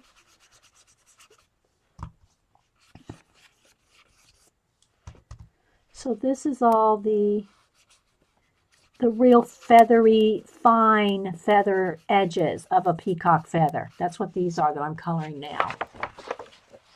Okay, I think that one too. I'll do that one even lighter. Still the same green. And then right along these edges here, we'll shade. We'll shade that in so that you can see a nice distinction between the areas, the different parts of the peacock.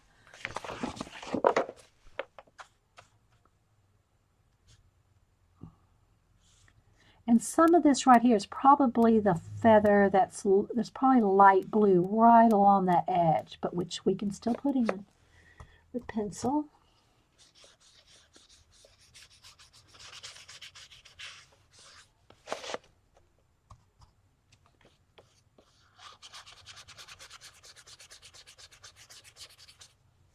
And this one too, right along these edges here, there's going to be a lighter turquoisey color. So we'll do that with pencil too. I'm just going to get it all based in with this olive.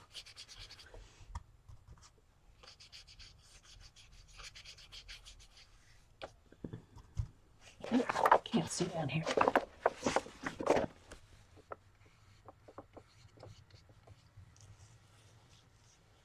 Okay, so all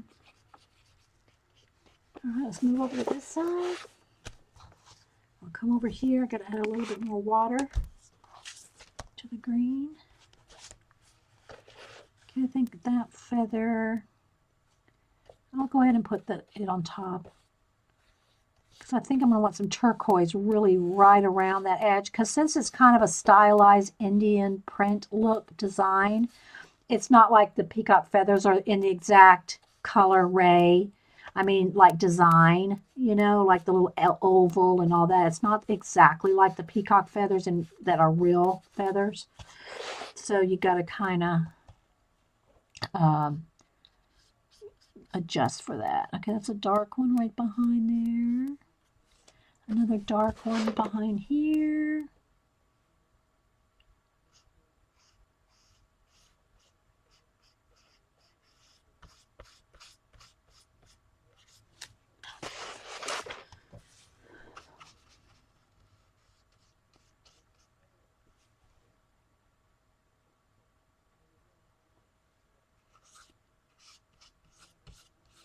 It's good to have everybody here. Thanks for being here, guys.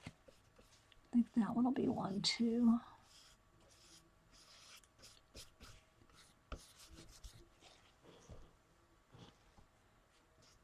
On my Monday morning streams. I'm glad we got the red panda pretty much done. I can tweak it a little bit more, but I think we got it pretty much done. Okay, I'm moving down here. A little bit more water. Let me add a little bit more water. I want this really a wash.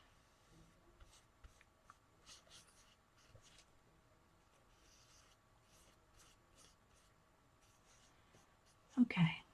It's probably going to be the closest thing I want, although it's a little more on the green side. So since I have that, I don't need the green. Okay. And then maybe just a little of this. I'm going to test it out. If you have any questions, put them in caps. We're winging it here, guys. Take the crusty bits off the hair. Okay, let me shake this one up.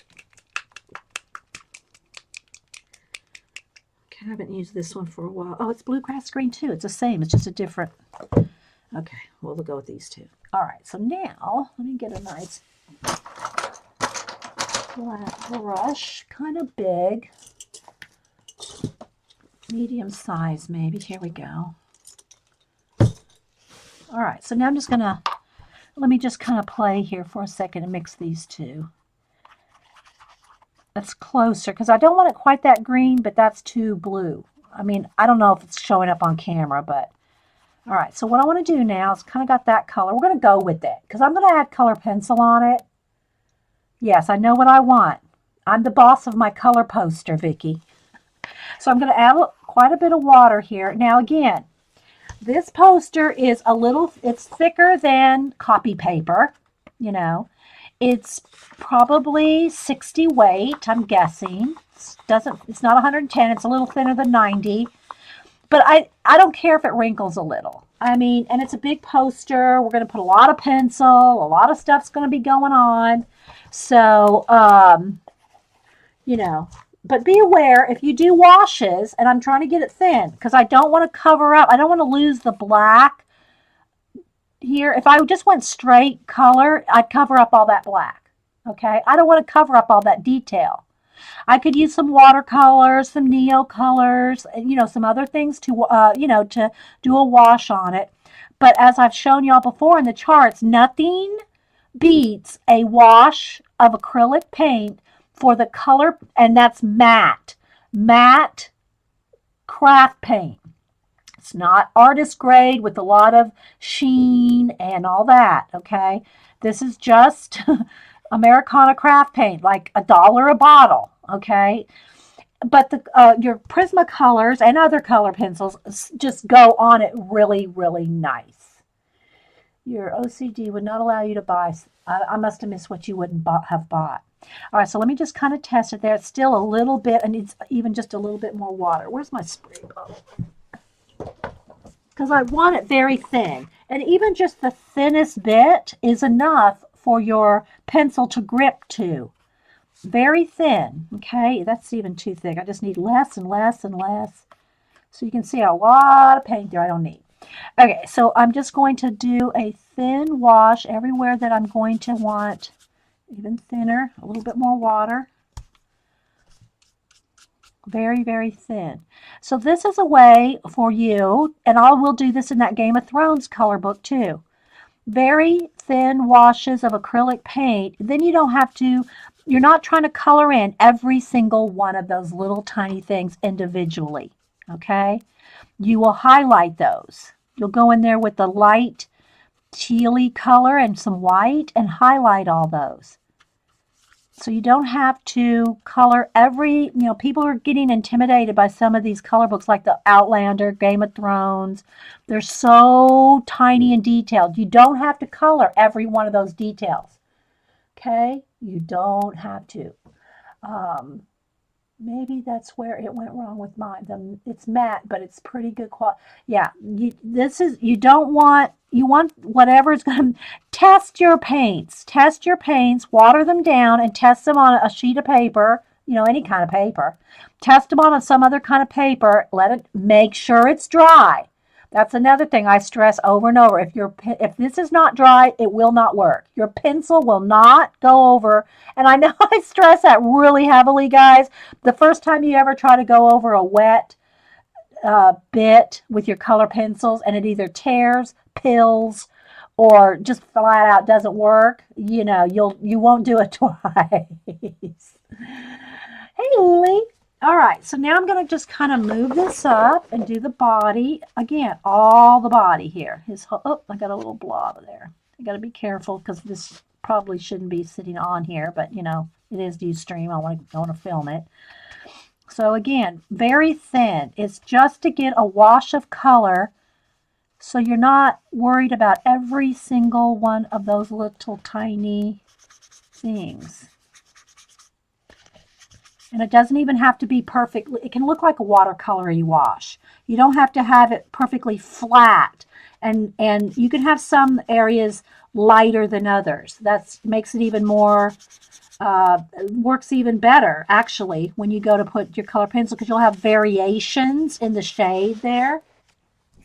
Need a little more water. And I'm just using a little spray bottle here. It's better than dipping your brush in dirty water. It can get your colors muddy. It's just better if you're using making a wash, just to use a spray bottle of pure water.